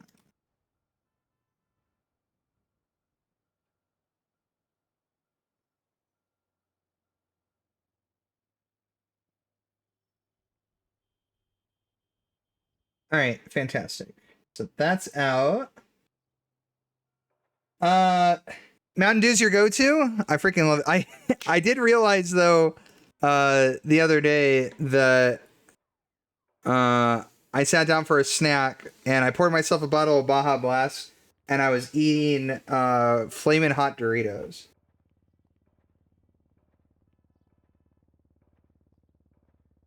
Sorry, flaming hot Cool Ranch Doritos. But at the end of the day, it was still Mountain Dew and Doritos. So I guess I'm a gamer. Sangria, or I get Baja Blast. Hello, Judge. Cola Zero goes with everything. Oh. Hello, Mr. Love. How you doing? I'm well, thank you. How are you? I'm all right. Hopefully things are going well for you. I don't know if it was how clear it was made to you, but I did lift your bail conditions for the time being. Yeah, I had to. I think my lawyer let me know that, but I'm not sure. So does that mean like I can go rob stores, or what's that mean? Okay, well, Mr. Love, I would never suggest that it would be okay for you to go commit any crimes. No, of course not. I would never do something like that. But what I will say is that the original bail conditions that were imposed upon you are no longer in effect. Okay, so I can have a gun and a knife. Yes. Actually, I mean, because not having a gun or a knife got me shot the other day, so that kind of sucked.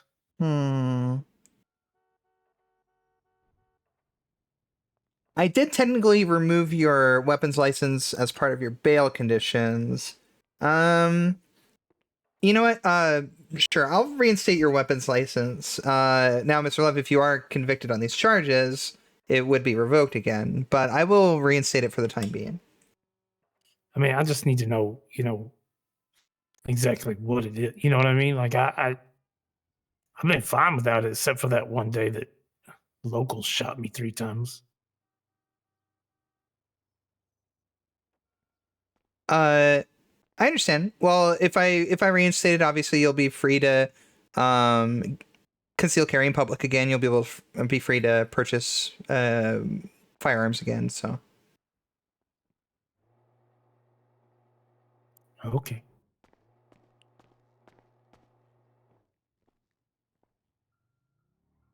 I totally wasn't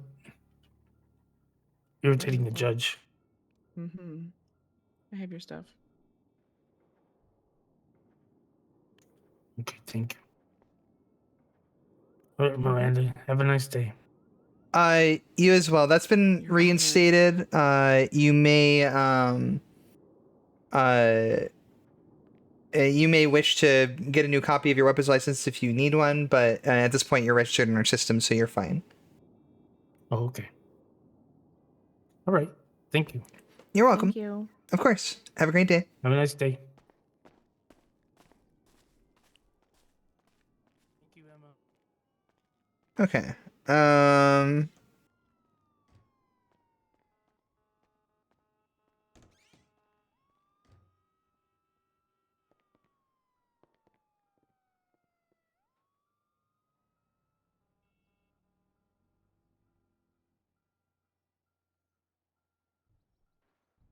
Actually, let's put it above this.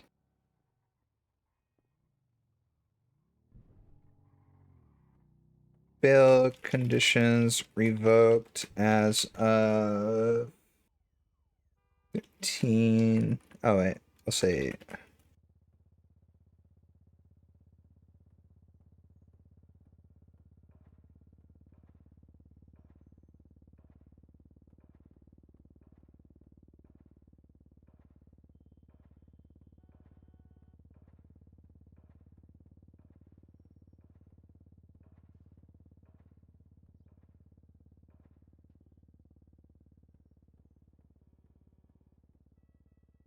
Yeah, that's fine. Okay. He's got his shit back. Man, he was really out on bail since the 29th, huh? It's only been a couple of weeks, so that's not too long, especially when we're talking about like a fucking murder trial. The only reason we didn't have the trial sooner was because Delaney was out on vacation. But that's still not bad. What the hell? Why are all these police off duty, huh?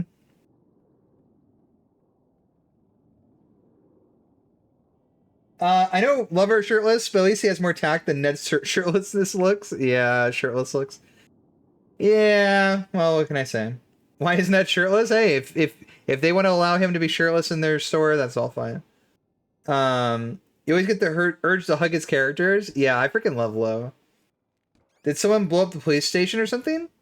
I think there's lore that the Mission Row Police Department got blown up. I think that's a thing.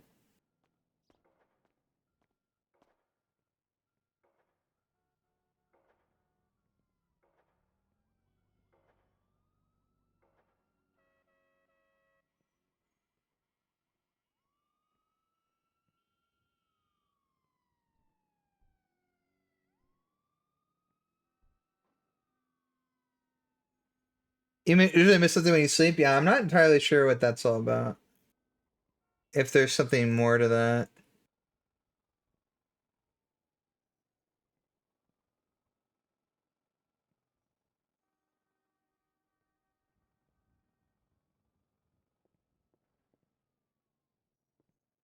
All right. What's next? Oh, of course.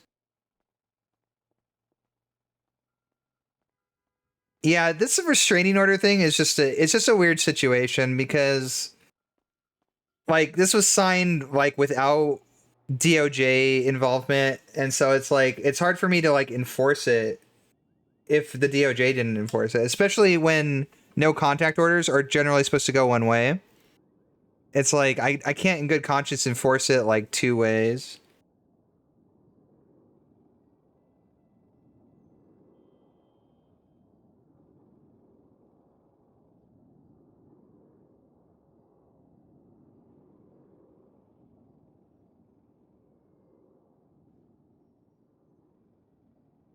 All right, what's a good cursive text I can use here?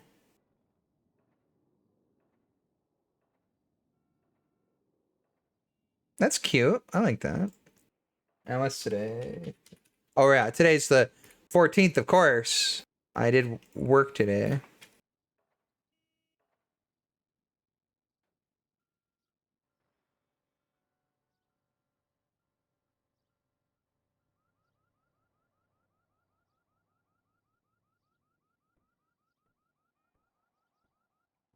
What up, Seth? My tailor must be swift?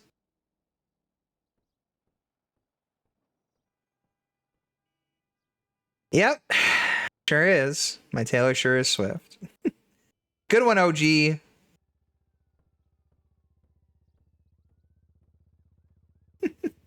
How you doing? How was your time on the server today?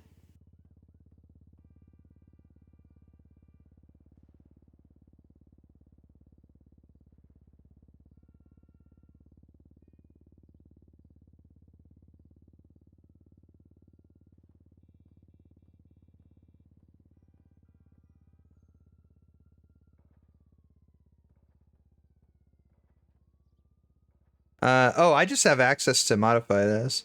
Okay, that's fine. We'll just put this in here like this.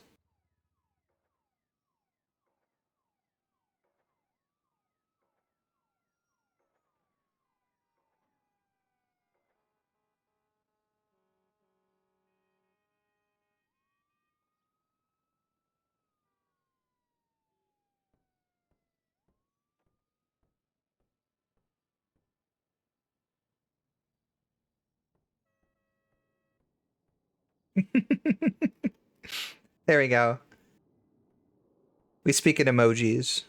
All right. Well, Lincoln Barrett has now officially been adopted by Delaney. Fantastic.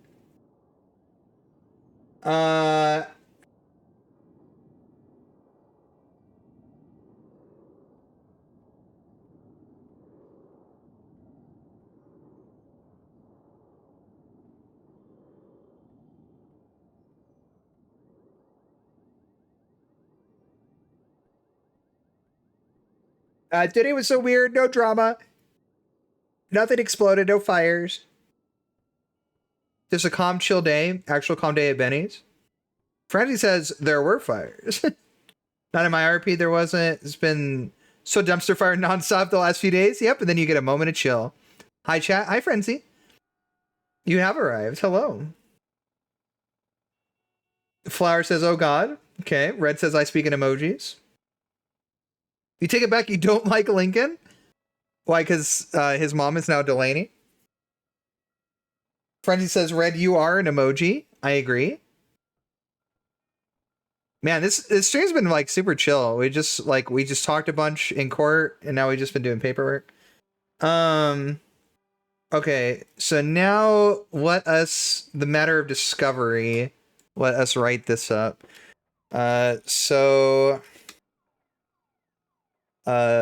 Limited discovery is now open for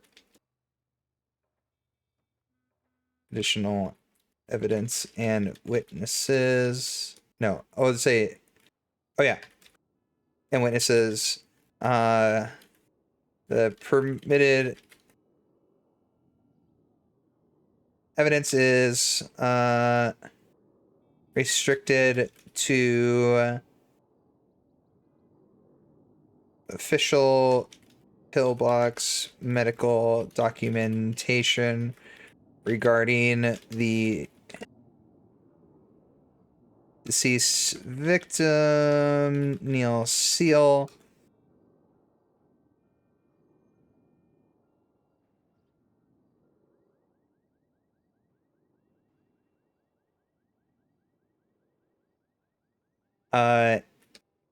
As well as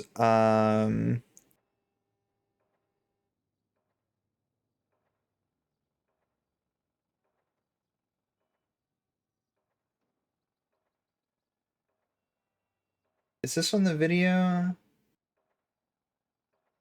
That's the report. Exhibit B is the video. Yeah, it's 2 hours long. As well as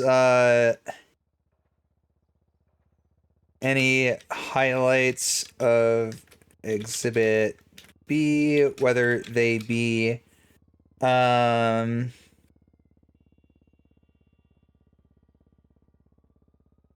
timestamps or transcripts.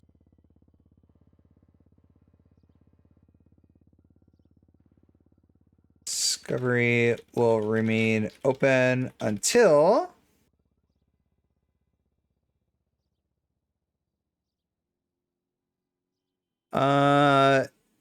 we will close discovery not noon tomorrow, but noon on Friday. Friday at noon.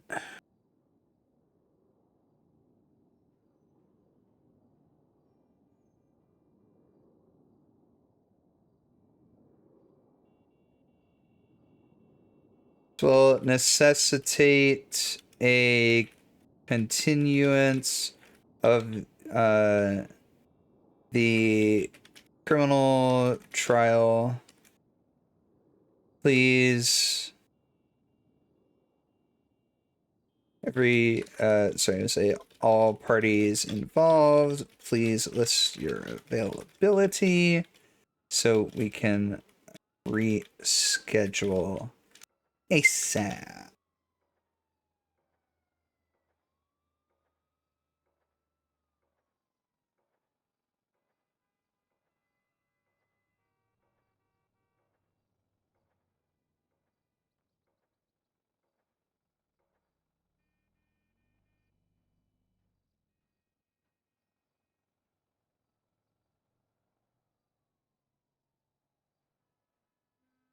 Okay. Perfect. I'll get until Friday to get all that submitted and go over it and file any motions they need to. And then hopefully we can have the trial this weekend. So we won't have the trial tomorrow, chat. But hopefully we can have the trial this weekend. Oh god, what just happened to my mouse? Air god.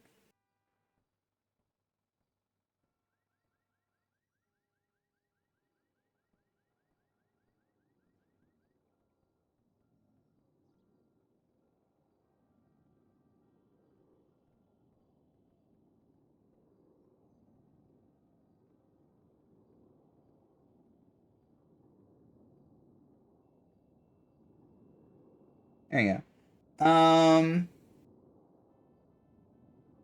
What was the court? I haven't checked Discovery in a bit.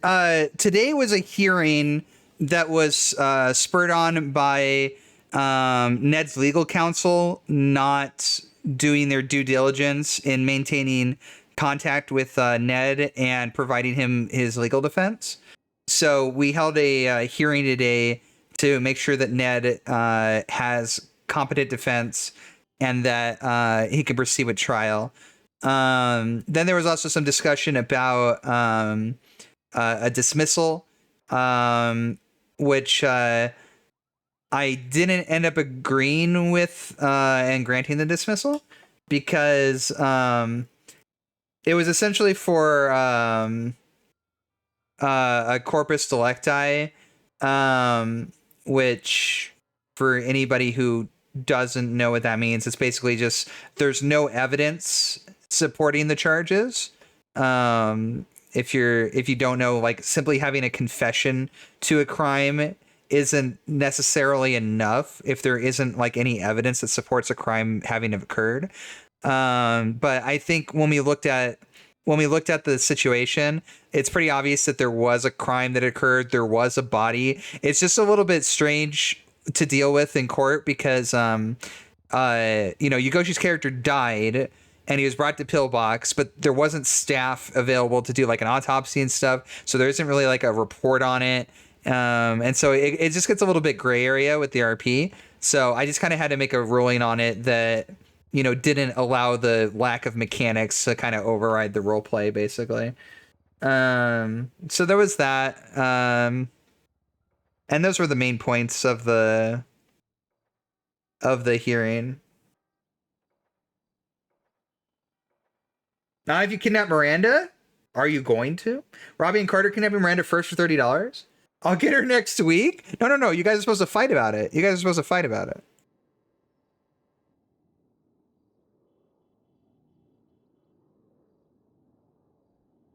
Okay. So that's good. We talked to Delaney about her subpoena. So we'll just wait for that to come across our desk and then we'll get that taken care of.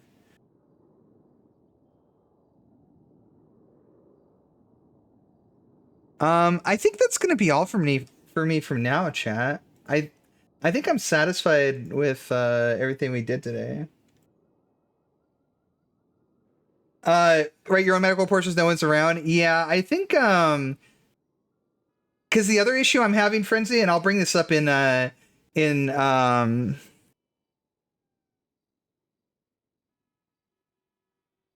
I'll bring this up in the chat.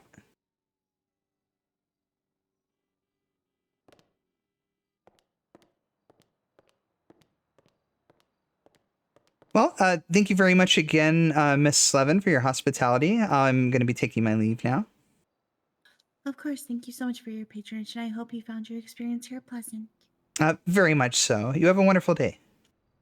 You as well, ma'am, and I apologize for Allie's rudeness. It is something I am working on when she is here at Uwu Cafe. It's not an issue at all. I don't really take any offense to it, and I mean, in all actuality, the First Amendment of the Constitution is very important. Her addressing me as she sees fit is perfectly acceptable. I don't really take any issue with that.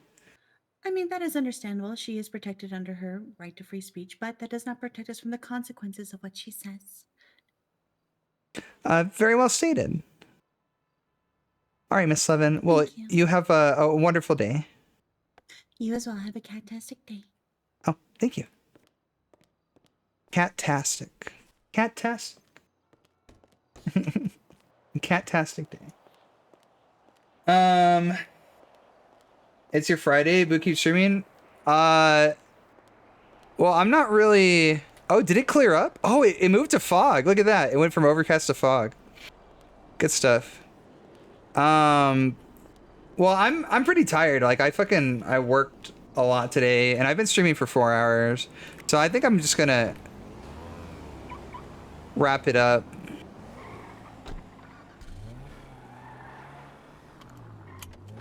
I think before I do though, I think let's go get another card, chat. I may have done some unintentional science and fucked around and found out what happened when your car gets repoed.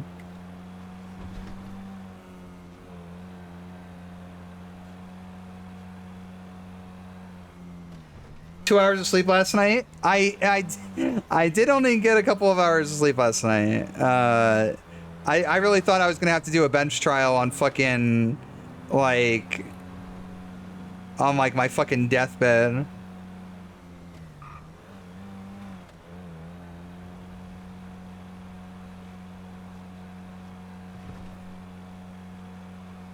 I haven't gotten kidnapped in almost 5 years. We'll see how it goes. Oh, I ran that light. I am reading chat and I'm driving.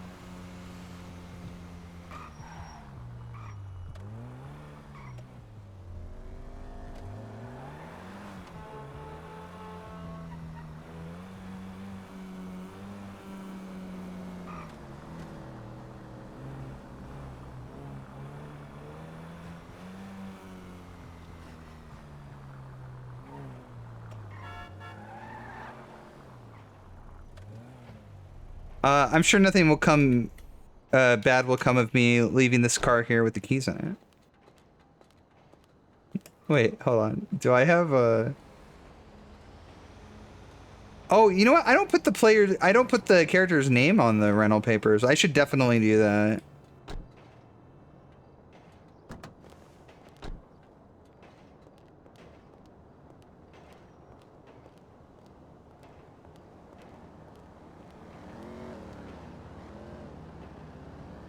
All right.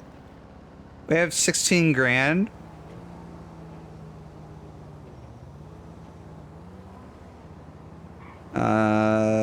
Sedan. Emperor.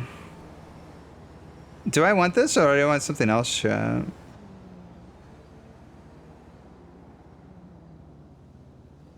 The Warner ain't bad. I feel like the Emperor is like really... Oh, the Glendale's pretty nice too, though. Should I get the Glendale?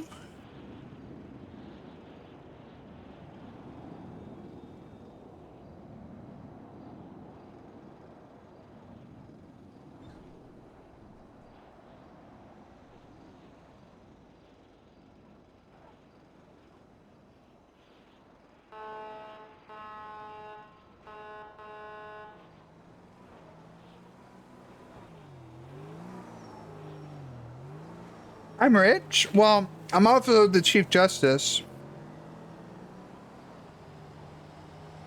I'm one of the highest ranking city officials.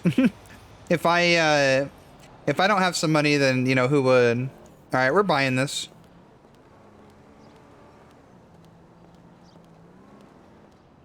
DOJ always makes bank? Yeah. Don't worry, chat. My other characters are dirt poor. Jade hasn't even made a single cent since I started playing her.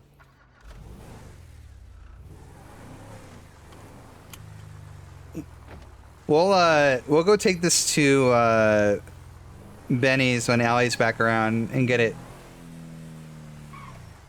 prettied up.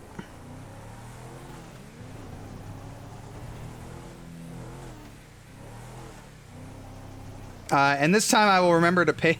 I will remember to pay for my car. Oh wait, no, I just bought it outright. Okay, never mind. I don't even have to worry about it. Fantastic. You're a petty criminal. You want money too? Well,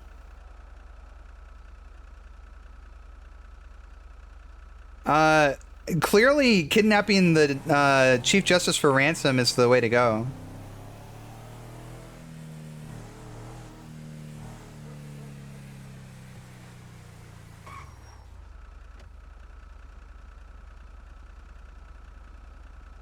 Yours are too? Yeah. I guess Delilah's not that poor, but she only makes $75 a tick. Miranda makes 200 a tick, so she just kind of has money. That's why I try to throw it around a little bit. I'm gonna pay both Maxwell and Ruger from my own pocket for their bailiff services.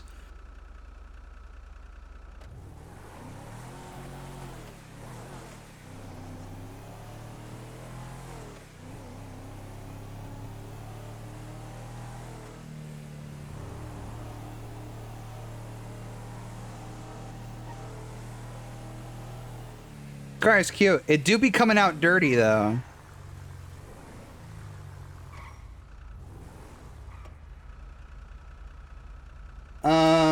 Melissa can't do that? I don't know. Ivy doesn't kidnap.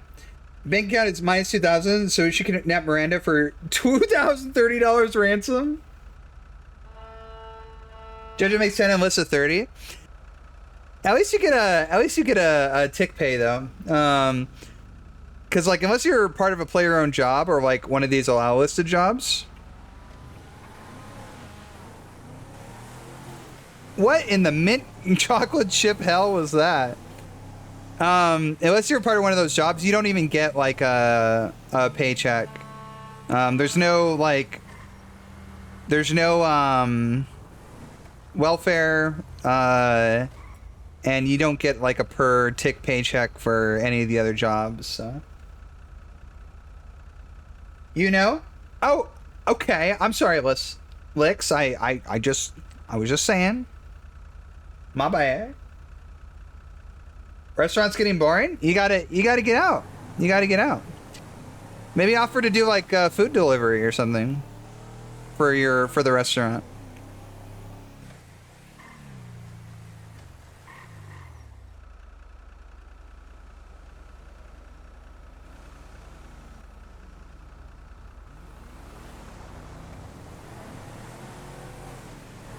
We call it, dude. You delivered so much damn food last night? Well, you call it, dude, but maybe you should do it yourself, you know? So you can get out of the restaurant. Man, I love that it's foggy. I love that it the rain cleared up and it went overcast and then it went foggy. That's super cool, man. I'm so proud of my weather system. It's pretty fucking sweet. I should make a phone app that that gives the weather forecast. That would be really nice. I think we have the temperature. Don't we have the temperature? There is a weather app. So it does say now. So maybe I could modify this to have the extended forecast.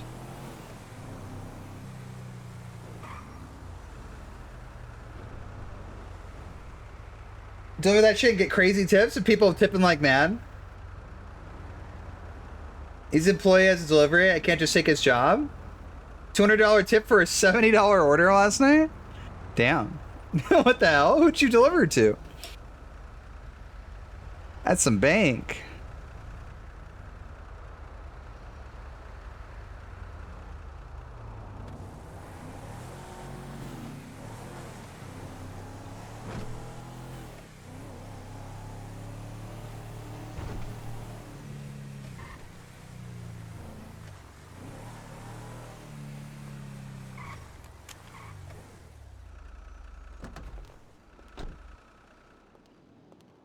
Good shit. Cobb's Hospital? Yeah, it had to have been like a fucking state place, right? Benny's. Oh, they wanted Chase to take his shirt off for another 100? And Cora wanted to sleep with him? Jesus Christ. Damn.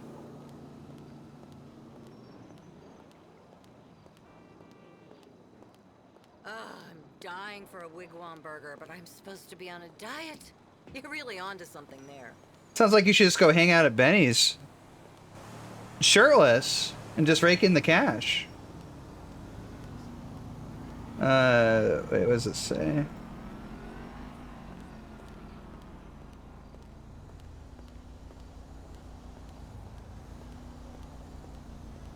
One thing that's been really nice is that all these guys seem to have pretty open availability. We've been able to schedule stuff pretty quickly.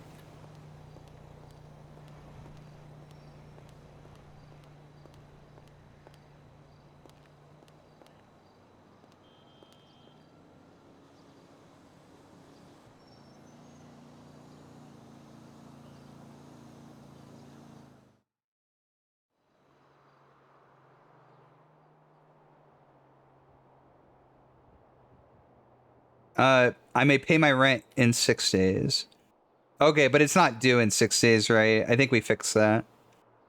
Okay. Fantastic, chat. Fantastic. Another successful day for the Department of Justice.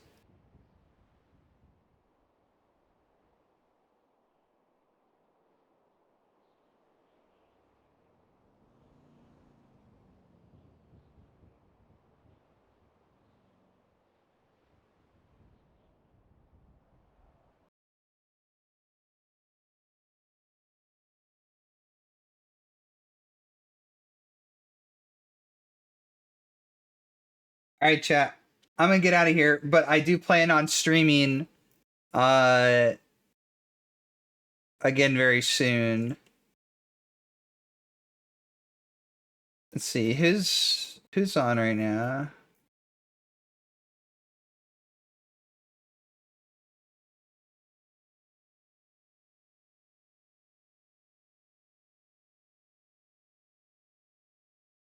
Then he puts on. And then he can't let the puts on.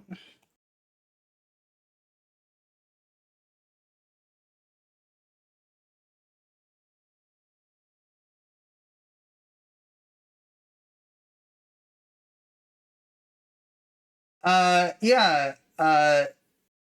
Zanemijar. Zanemijar. I don't know exactly how to pronounce his Twitch name. I call him Zen. But we will go hang out with him because he is currently streaming on the server. Sleep well. Thank you. Thank you. Thank you guys for all for being here. I appreciate it. I think it's cool that you guys hang out with me even when I do like the paperwork and technically heavy like DOJ stuff. But we'll be back soon. I want to play more Jade again very soon because things are really progressing with the Lost stuff. So we'll do that, and I'll play more cop and stuff. I got too many characters, but we'll work it out.